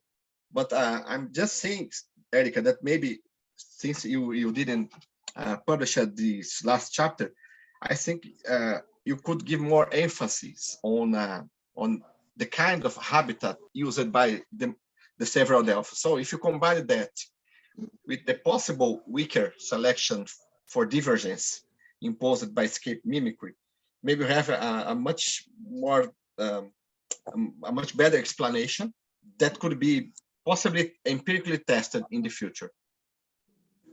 I don't know if maybe I'm completely wrong, but I would like to listen from you or whatever. Yes, yes, it makes sense because if it's as you say, a species that is generalist, they will face more variety of predators, so they don't need like to be very like they will face a variety of predators, so they don't need to be different or between other species. And for example, if it's a specialist, they will face maybe same predators. Yes. I'm just thinking. I don't know if Marianne or Keith would like you to do some comment. So are we allowed to comment, Marianne? No, normally not. No. Okay. It's Erika's defense. We can discuss afterwards. Yeah. Yeah. But this is Erika's defense. Okay. Okay. Andre and I Okay, can talk because about it. I was just asking because sometimes in Brazil we like to have this kind of discussion. Okay. So so Erika, and then I have a last question. If you could so focus on that we discussed. Why do, for any reason in the world, you have the appearing of a kind of color pattern like licorias evolving in an ocean of Crocala Iphiculus color pattern? So maybe that could be an interesting point to you develop like not, of course, a small study. What I can think about some of these based on the Atlantic forest experience, but you have in the Atlantic forest you have really much less color patterns of Adelphas compared with Ecuador, for example, or with the Amazon. We have very few places where Epione occurs, for example, and basically we have all like Iphiculus and Crocala patterns. It's basically that, like all most species. But then you have these licorias happening with basically no co-mimics. You could think about another one, Nymphalidae or Iodine, that could be a co-mimic of Adelpha licorius here, but not really that. So what could happen is why do in the world that only distinct black-red color patterns emerges in an ocean of black, white, orange species? If you think about what we discussed, what could be your hypothesis? I'm not saying that you should be right, but just what you could say about that. Yeah, maybe the licorias, the one that has the red line, maybe yes, it is like a lot of melanization, but maybe it's associated with more diverse microhabitats compared like the other one. Yes, I don't know, but like this more ecological information about specifically this species. But it's true that it's just one species that is the only mimic pattern in Adelpha. But there are other, like beyond the genus, maybe it's mimicking another species that is not Adelpha. Yes, I can say that as mimicry in Adelpha is not beyond the genus, so maybe there are other. Is it mimicking another one or yes? Yes. In fact, I think a good path to follow should be, and I think maybe you have this data from Ecuador. Even though you have two different color patterns, you have Lycoris pattern and another subspecies that's mimicking another color pattern. But I think it could be very interesting to search on natural history details of like flight height, habitat specificity, and I could suggest also thinking about the host plants. I know that other species of Adelpha, such as Lycoris, feeds on Cecropia. And but Lycoris in special, as far as I could remember, they're always using the very small Cecropia plants in the Atlantic forest, because these are in some species, these are the sites where the Azteca ants still didn't colonize. And another species that feeds on Cecropia, they could feed on another species that have no ants present, or maybe they could deal with that. For example, I don't know, I think the Thesprotia group. So I think that could be a good kind of study to be done, is to look for natural history details that could explain the emerging of a completely divergent pattern inside the group, a habitat and a clade, because you see the same in the phylogeny. It's a completely divergent pattern emerging for apparently no reason, but there are, of course, reasons. And the most interesting is that there are room for changing the pattern to be more like another group. For example, in Ecuador, in the Atlantic forest, there are no room for that, because, as I told you, together with Adelpha Lycoris, you have just the Adelphas in the groups of the color pattern of Iphiclus and Cocala. But you could think about some other Nymphalidaes that have similar patterns. So that, and Rhyodinids as well. Maybe some PAEZ, why not? If you think that Lycoris occurs in mountain habitats, and maybe a predator could think that Pereuchi is similar, I don't know. But in any case, I think this was the most amazing and exciting chapter of your thesis. Opening, I have like several questions opened on my head, and I just would like to suggest you for the publication to discuss with your advisors, and maybe enter a bit more in these things that we discussed. That when I provoked you went to this path, so you know the things, you know everything you need for that. So that's my contribution by now. I have another punctual questions, but I think I have no need to do this now, but I would like to discuss more after your defense about the evolution of Adelpha and things like if there are or not really evidence for unpalatability in some of the species feeding on Rubiaceae and other things like that. Okay. So thank you very much. I'm very happy with this participation. I'm very happy with your work. I'm very proud of you, and congratulations for you and your advisors. Thank you very much. Thank you, Andre. So we pass the microphone to Monica. Thank you. Even though everyone had already said, I want to congratulate you for your thesis. It was a really nice and easy to read manuscript with lots of coherence between the different chapters instead of just different pieces that don't stick together. And I know that that's not always easy when you use so many different approaches. So I really want to congratulate you.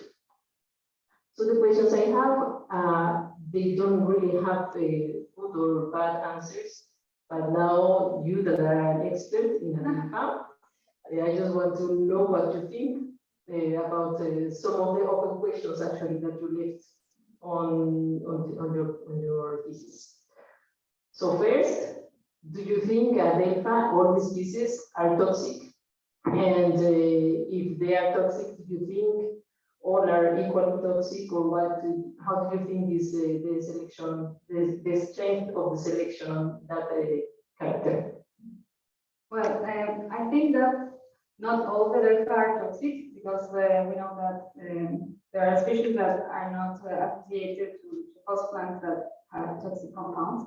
But I could think that maybe there should be some kind of multiple prey defenses, like species on Adelpha, they are like, toxic, and also they have their life. Because my hypothesis is that we think that Adelpha, all of them, they are very hard to catch rate. But maybe because, for example, as a variation, like temporal variation of unpalatability in species, maybe some seasons, Adelpha is not very toxic. So that would be like something like how I say, like being invested, it's like a good strategy, because if I'm not toxic like all the time, maybe sometimes when host plant is not available, like I am evasive, so it's okay. So it's advantage. So I think that some species, yes, for sure there will be toxicity. And most of the species that are associated to Rubiaceae, for example, and also there are evidence for adult feeding, and like in host plants, like in well, some like in Nymphalidae, like the adults, so that they can extract or synthesize toxic compounds. So I think yes, it's not all the species that are toxic. There are species that are toxic, more toxic, and yeah, I think that these two types of defense can act like the same synergy to be like better protected, like an addition. I would say addition defense. It's better.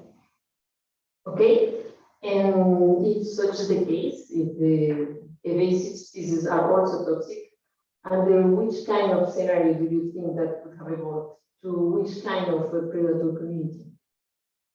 And my question is more related to, as you showed, and it's really similar to what Diana just asked. Evasiveness works really well, but we know other examples that maybe you know of other butterflies that have also dual defenses. And we always just imagine in which scenario this could have happened. So what do you think? Well, in a scenario like with a diverse community of predators, because well, I talked just for because I talked just about avian predators, that for sure there will be like reptiles and other like spiders, or so for sure we just now focus on avian predators, but there are a community of predators that we don't know. So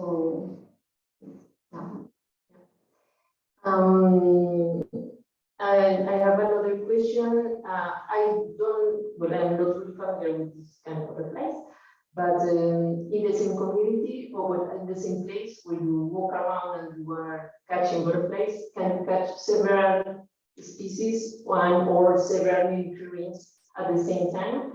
And if such is the case, do you know if they mate between different species, if that happens? And if so, what do you think would be the consequence in terms of a shared color pattern? Okay, so first, yes, yes, we can, as I said, Adelpha mostly canopy, so we can find like different species with the same mimicry pattern in the canopy, for example. Yes, I worked in Yasuni, and that was like crazy. You can find like 5 different species in the same trap, and all days in the same trap. Because also we work with market recapture, so for sure there are these sites where you can see some species of Adelpha in the same site, in the same tree. Yeah, that's for the first question. And then the other one, if they can mate, I really don't know, but from literature I know that there are some possible potential cases of hybridization. So yes, it will be very interesting to look at these cases, but it's not. It's just speculative. Yeah, well, actually, what I was thinking about integration in genes that have been proven several times for the conius that are mimics and very distant species as well. So talking about a little bit about genetics, just a little bit. I saw that you showed different genetic architectures for different species of heliconius in a point in your discussion. So, for example, we know that for Heliconius humata, that is a polymorphic species that, and we can find several morphs within the same locality. There is a supergene architecture where all the different alleles really pass together from one species to another, from one generation to another. What do you think would be the genetic architecture for Adelpha? Knowing now that the selection that are working in the different characters, what would be important to be together, or it doesn't matter if it's together to pass from one generation to the other one? Well, I think that it might be different like in Heliconius because, well, in other, I don't know, it will be interesting to see if there is this wing pattern toolkit also in Adelpha, but in Adelpha, as we have discussed, it's not that diverse. Maybe there is some restriction at the genetic architecture. Maybe there is some trade-off with the evasiveness, but yes, I think that.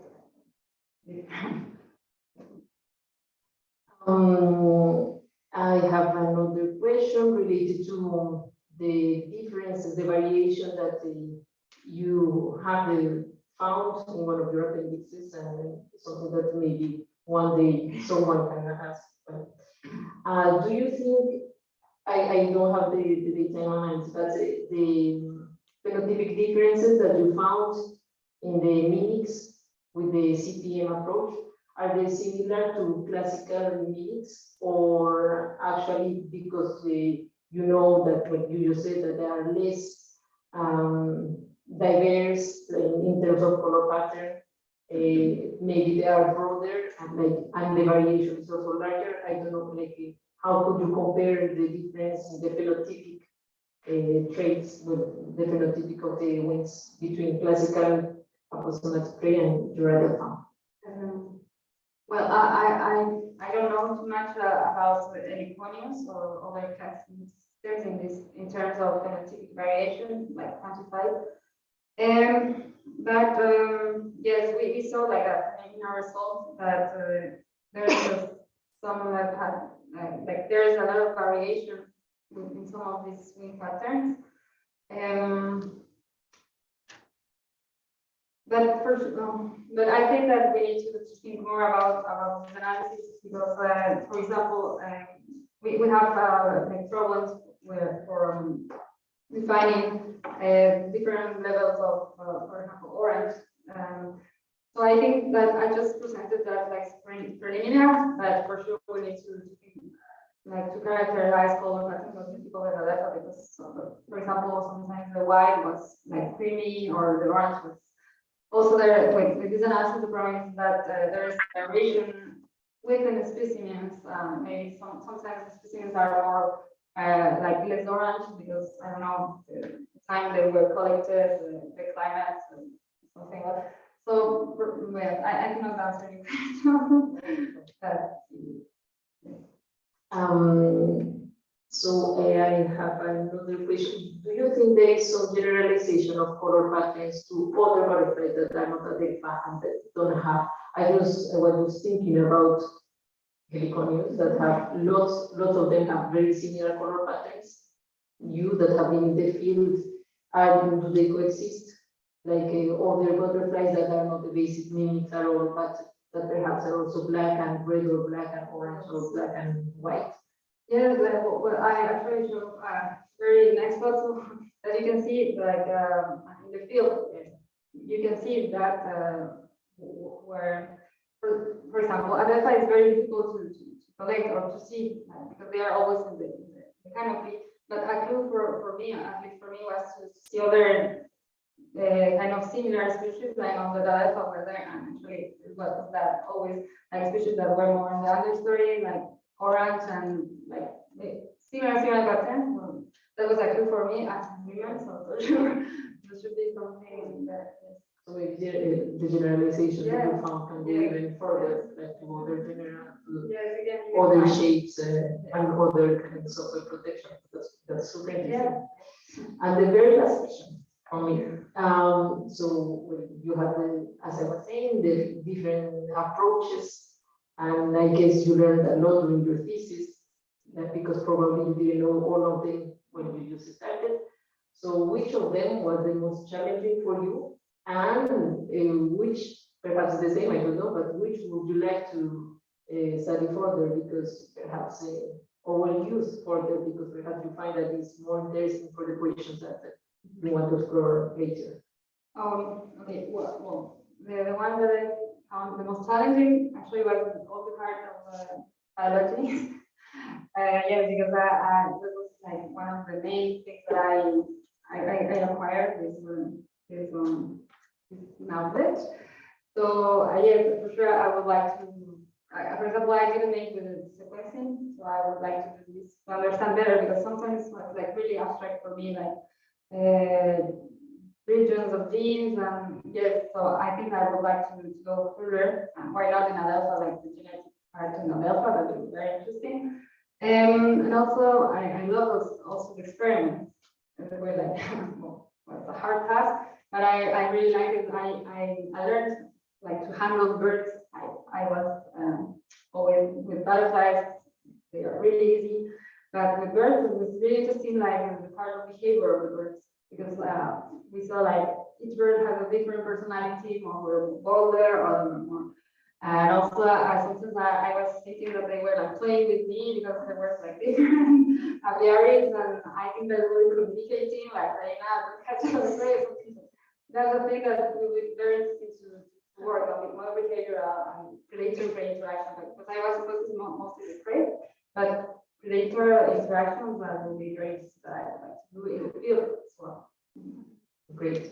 Thank you, and thank you for inviting me to be part of your jury. Thank you. My pleasure. So, okay, Erika, I have the difficult task of being the last one, and they stole all our questions. And so I also want to congratulate you for the very nice written thesis document, and the presentation was all very clear, well illustrated, and I really enjoyed reading.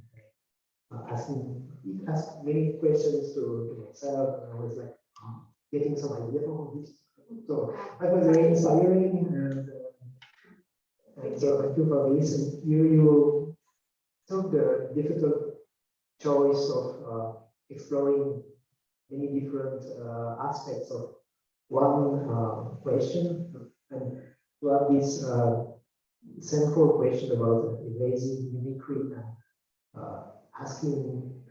exploring this question using different techniques is very nice, and it's also challenging. And that's probably why you faced some issues, because you had to take the data as it came, because you did not have time to do this. It would take several careers to do everything into the end, and you will probably continue like this. But well, just to say that simply, I think your first chapter, which is the one about behavior, could have been developed into 3 or more chapters. So you could have chosen to take this easy way to just continue, and that could have been perfect. It's not easy. I know it's not easy. I mean, you could have cut this chapter in 3 parts. That could have been easy. But it was challenging to explore other things. And that's also part of my congratulations. But also start of my questions, because that brought you to deal with aspects that you discovered during the thesis, and that you maybe didn't have time to dig into the details. And that's bringing some impatience. And I will not enumerate my the things that I think I see as limitation, but more ask you what are your feelings about those aspects that are to me the question, especially for the publication that we call. So first about to go in the same direction as what Guy was saying, the choice that you made to consider the subspecies as well, we know that they were polyphyletic or monophyletic, and to say, okay, they should be in one monophyletic group. How do you feel about this, and what solutions do you imagine to solve this for the future? Yes, yes, for sure. Well, I started to try other methods. Because yes, at the end, I have phylogeny, monophyletic phylogeny. I have some problems like the variation approach. Because it will be, I think I will try to make, for example, use another method like base. Because I use Mr. Base, so at least. But yes, the constraint that was that I have a lot of nodes, so it's really difficult to make this work. With more time, I will do it. And okay, we decided also to go with the analysis with this monophyletic phylogeny because I compared the typologies, for example, with the IQ3, and typologies were almost the same, but just changed maybe one or two species, but then, well, the important was Limenitis and Adelpha are related. But at the end, the typology just from Adelpha was the same. But for sure, I would like to give another approach of the data that I have to see if it really we can support monophily or maybe it's paraphily. But for sure, we will need maybe more molecular data or more information about. For example, I only use for very few outgroup species, so maybe I can use more, like to make bigger the outgroup species. For the species you know the most that you study in the field, when there are subspecies or different, if you study some of these different subspecies but do not form an evidently monophyletic group, do you have a feeling that they could be separate entities? Because my point is that if they just form a monophyletic group and they all go in the same region of the tree, it will not affect your main results. It's not so important. The taxonomy says it is important, but it's not so important with for your conclusions. But if your species with different subspecies are actually split over the tree, then your conclusions will be completely biased. And you want to be close to the real target. Yes, for sure. It will be necessary to look at this species level. Yes. But yes, in future work for sure. I have another question or areas of questions about it's all about naive, not working with the doctor or with color patterns. So I discovered a lot of things and I did not time to go back to the older papers. So I was surprised to see that you mostly use color patterns, and sometimes they are really more or less similar. Or to me, it looks like what we did with acoustics for this study for cricket calls in the 70s. We were like defining broad categories for the cricket is seen with trills or with chirps, and that was just main patterns. And that's interesting to see how these patterns are distributed in the phylogeny. But if we want to go more in details, it's also nice to go more into the details of the traits and to cut the patterns into several traits, and sometimes to put them together to see where there are some contrasts or differences. And I understand if you see your butterflies, it's easy to say, oh, okay, they look very similar. But when you see this similarity sometimes is not carried by the same wings, and it looks like the same stamp has been put in. So I would imagine some alternative ways to code these patterns. Perhaps they are being done, and I understand that you could not redo all that was done from the start because you need to do something. But what's your feeling about this? Well, many patterns. Actually, my publication will be like the first time that we define the proximity patterns but they are mostly because they have a solution that provides like the main assumptions for mimicry. But for sure, for example, there is a study in Weiner that she measured the white like TV, and there are also some differences. But yeah, that's part of the data. But from our point of view, for example, my analysis, the CPM analysis that I made, the color pattern modeling, maybe that will help us like more to be more not biased by our human aid. We can model of evolution, model of vision of birds, and maybe like quantifying it will be like more accurate to define new prints and Adelpha.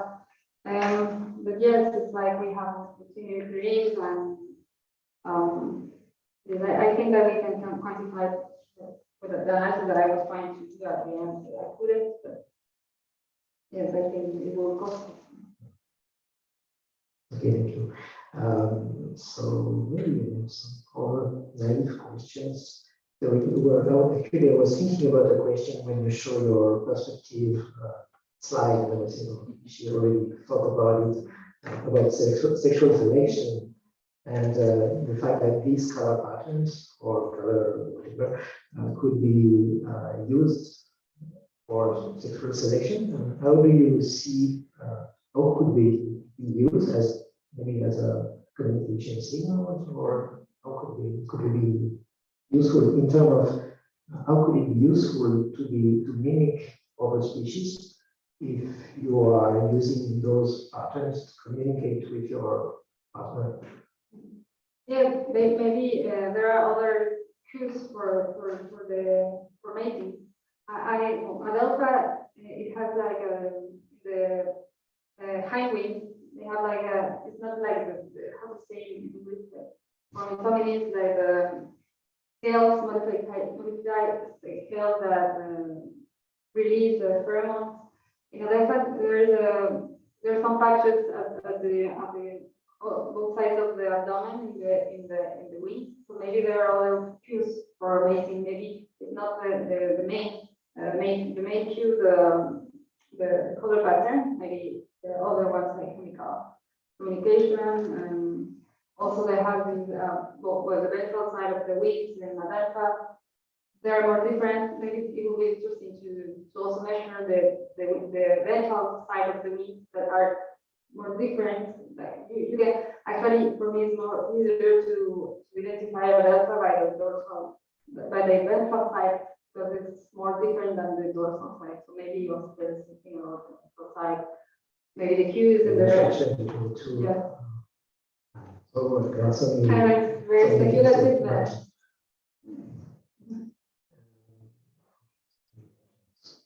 another question.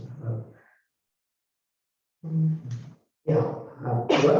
Well, since you have a lot of comparative data, some step to go forward would be to be able to quantify how invasive are the species. Is there something done already in this way, or are you imagining some protocol to quantify this for the different species? Because you could have mimic, well, it's the principle of the mimicry. Some are probably lazy ones and mimicking some which are really invasive species. So you need to quantify this to be able to. Yes. Well, for sure, it will be necessary to quantify the evasiveness. I don't know how easier that could be. Well, there are methodologies that you can quantify different behaviors, like escaping, or for example, for our lab, they're working on a flight, and also actually they saw that there are differences in flight, but not associated to the escapeness.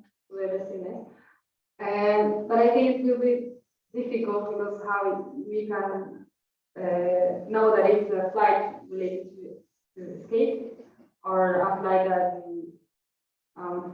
But I think that it will be possible. I don't know. I don't know. I think that it has not been quantified, the evasiveness.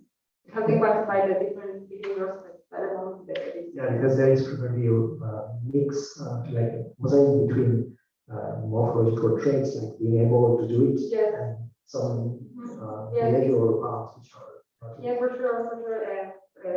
Morphological traits, as I presented, thorax, and also are these allometric ratios like wing aspect ratio and wing loadings that maybe we can like use as a proxy of basicsness. Yes. That's also a lot of work to do in Yeah, this field. yeah. So, And maybe a last open question about evasiveness and learning. Do you have data, or do you know some examples of do the butterflies can learn or from their experience from facing different predators?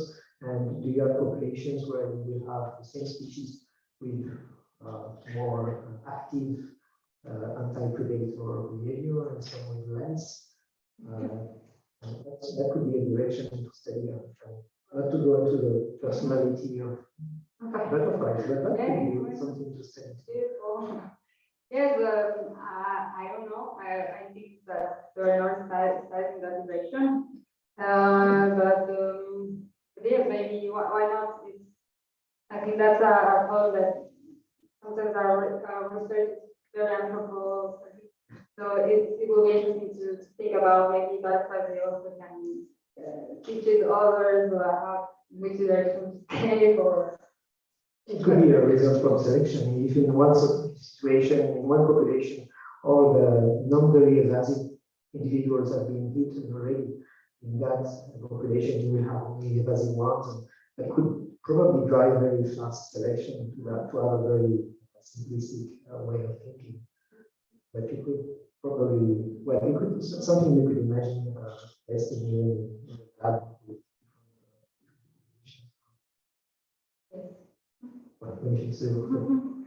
Anyway, so I will ask the president if I can stop. Yes, I can stop. So that would be maybe Keith can give his opinion and his feedback about the thesis.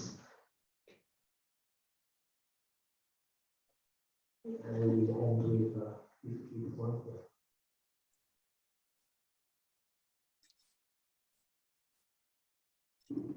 Hello, can you hear me? yes. Yes. Okay, so this is just an opportunity for me to comment overall. Is that right? Yes. Yeah. You don't have to ask questions. Yes, you don't have to ask. Okay, well, there are still plenty of questions, but just discussions really, as Andre mentioned, there's kind of lots of things to think about, questions to talk about, which really don't, have answers yet. But anyway, like everybody else, first I'd like to congratulate you, Erika, on a incredible amount of work and quality of work that you've done, and I've been really really happy to be involved, and it's been great fun kind of discussing all of your ideas and research over the last few years. So it's been a great experience, and as other people have pointed out, I think one of the really impressive aspects of your thesis is just the variety of things that you've done. You've had experience with this experimental design, your first chapter, and I think that's that includes just a huge amount of work to put that together, just from thinking about the practical aspects of how you create artificial butterflies and move them around boxes, and to making sure that the experimental design actually makes sense at the end of the day, and it's going to give you data that you can analyze and get some meaningful results. So that, I think that whole process is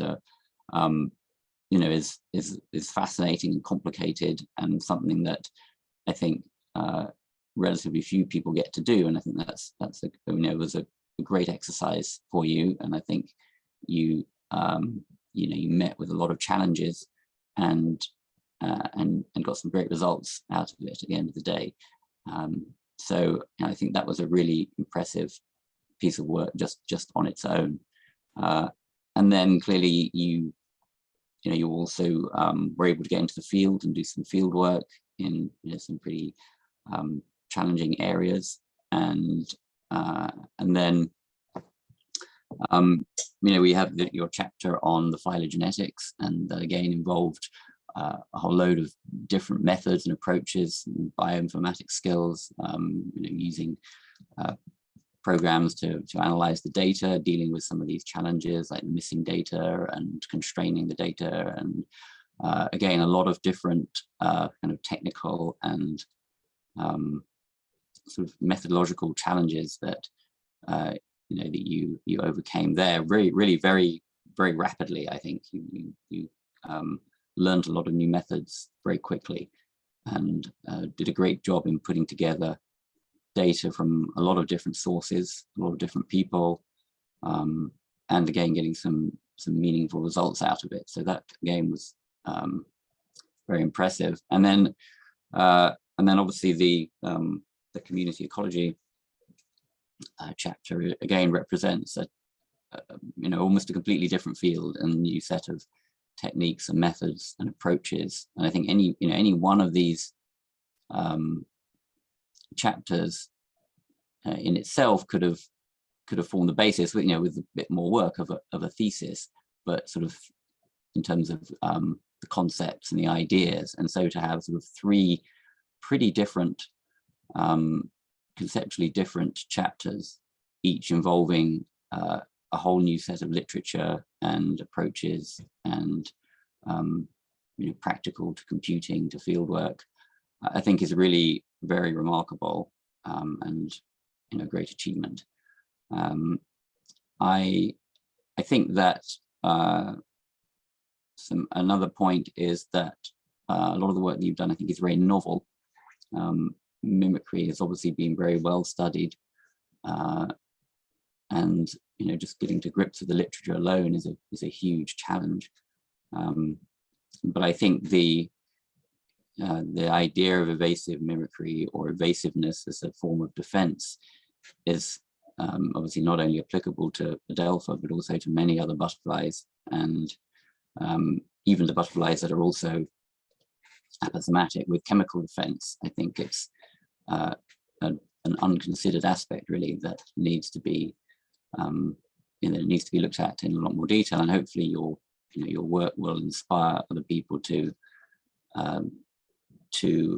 start investigating the field more.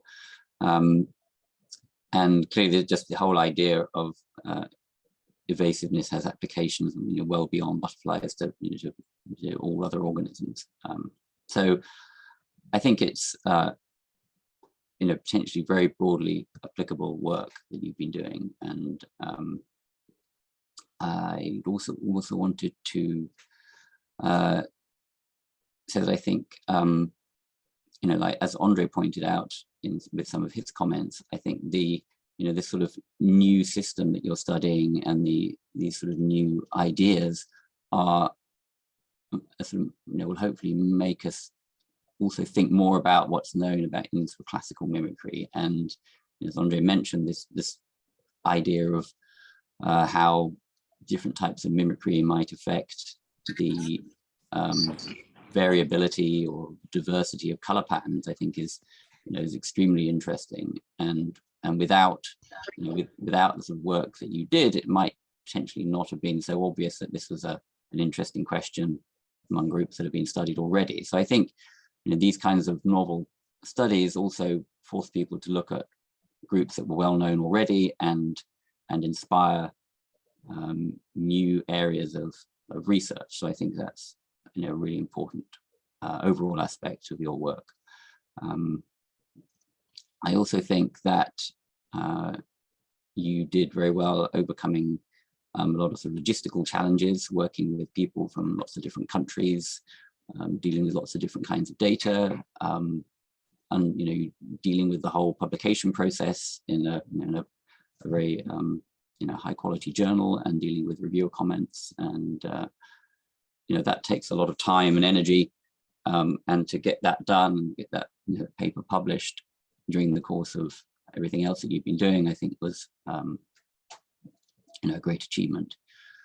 So I'm really looking forward to seeing how those the remaining chapters and papers come together. I think there's lots of interesting questions still to think about, and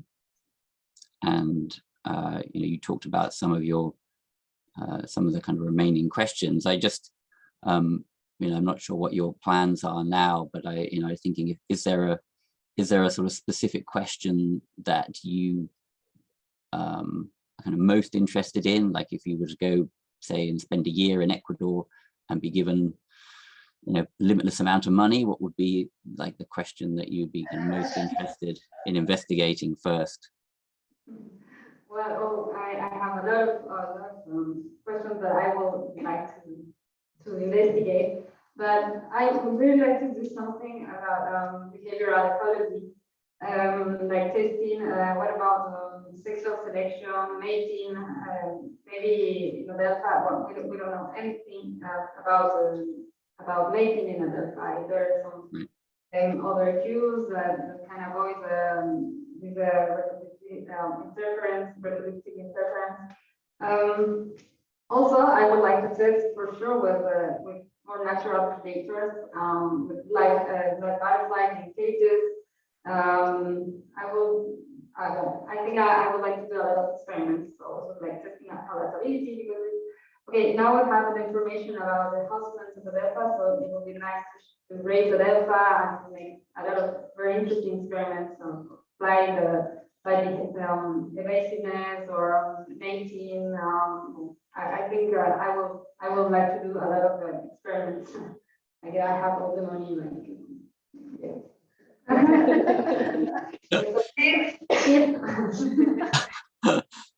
So I think that's to me seems to be the obvious direction, that we have a much better kind of theoretical understanding now about what's going on, but we don't have the kind of natural history information that we do for a lot of other groups like ithymines and heliconines. It needs somebody to go and spend a lot of time making observations and doing these kinds of experiments in the field, and yeah, that'd be great. Great to get an opportunity to do that. So yeah, that's probably all I have to say, I guess. Congratulations again, Erika. Thank you very much.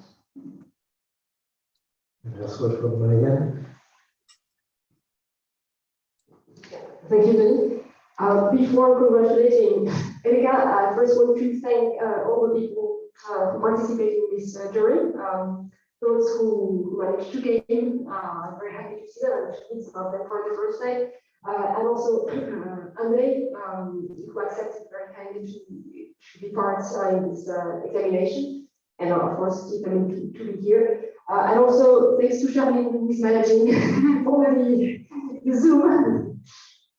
But yeah, most of everything, I'd like to congratulate Erika for her work. As he said, and I'm not going to repeat all what he said, but I fully agree with everything that he said. I think it's a really fantastic work, a large amount of work, but not only a big diversity, as was already said, and also a work that has changed, I think, the perception of mimicry by opening this new dimension. Evasive mimicry that was overlooked at the beginning of your thesis. And now I think a lot of people are motivated to work on this. As you know, Pavel, whom you work with, is also now developing his own experiments. And I think the fact that she collaborated with you in Coloré helped him a lot to think of new experiments. So I think your work is really kind of crucial in this, and there will be a before Erika and after Erika. And I also wanted to tell a little bit how we came to work together. So Erika approached me some years ago. I don't remember how many years ago, about five years ago, I think.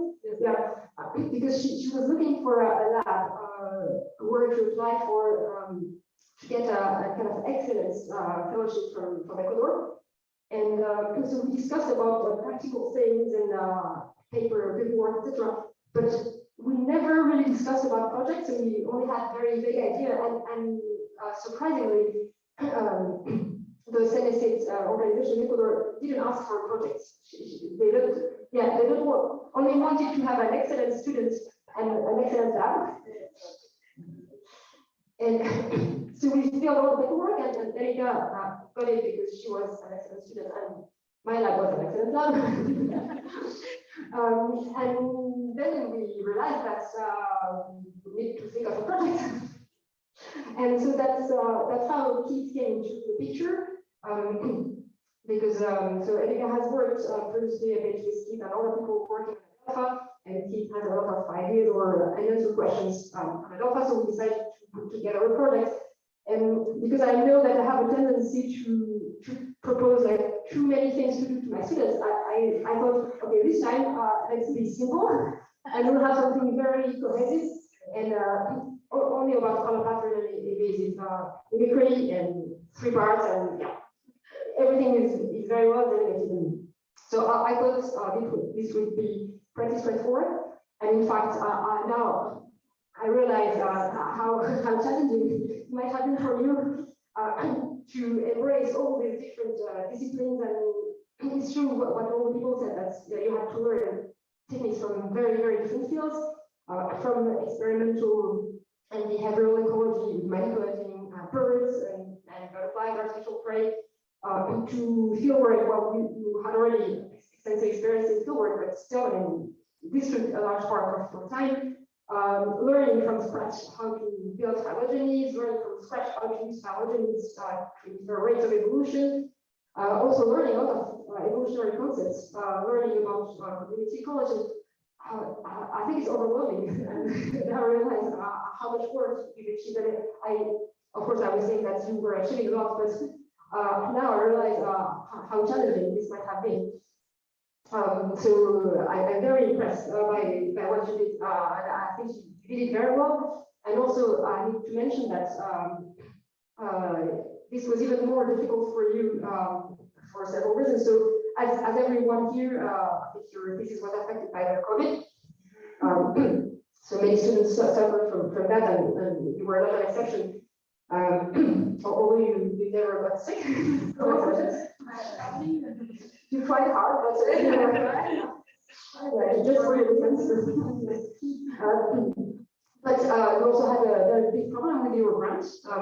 So first of all, your grant wasn't very big, so you had to sustain your entire family, so 3 people.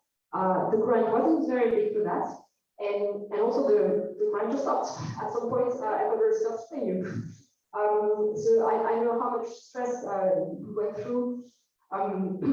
How difficult it was just to keep going.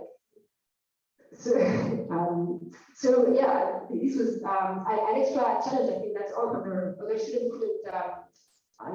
They didn't face, but you had to face this on top of everything. And also, I know that I need to work with a kid at home, even though your kid is very, very nice. It's not the same thing as having the children. And when you have no children, you can work until late at night, and you can stretch your time as much as you want. And as you know, and as my colleagues here know, yeah, it's sort of different when you have so you managed to do everything despite all these difficulties, and I think that's really amazing. So I really want to congratulate you, say that I'm very, very proud of everything what you've done. I hope you can go next year to Ecuador with a grant. If someone can find somebody, and to continue working at Adelpha and doing what you want to do. and that in the future you can still develop your own research wherever is the work you want to be. And in the shorter term, I hope we can also publish your 2 other chapters and other things perhaps. So I wish you the best of luck for the future, and anyway, we will be in touch very. Yeah, thank you, Marianne. Okay, perfect. Now I'll give the microphone back to Tony, and I think we'll have to deliberate to decide whether we grant you the diploma or not. So particularly, you give me back the microphone to ask everybody to go out. Let's go out.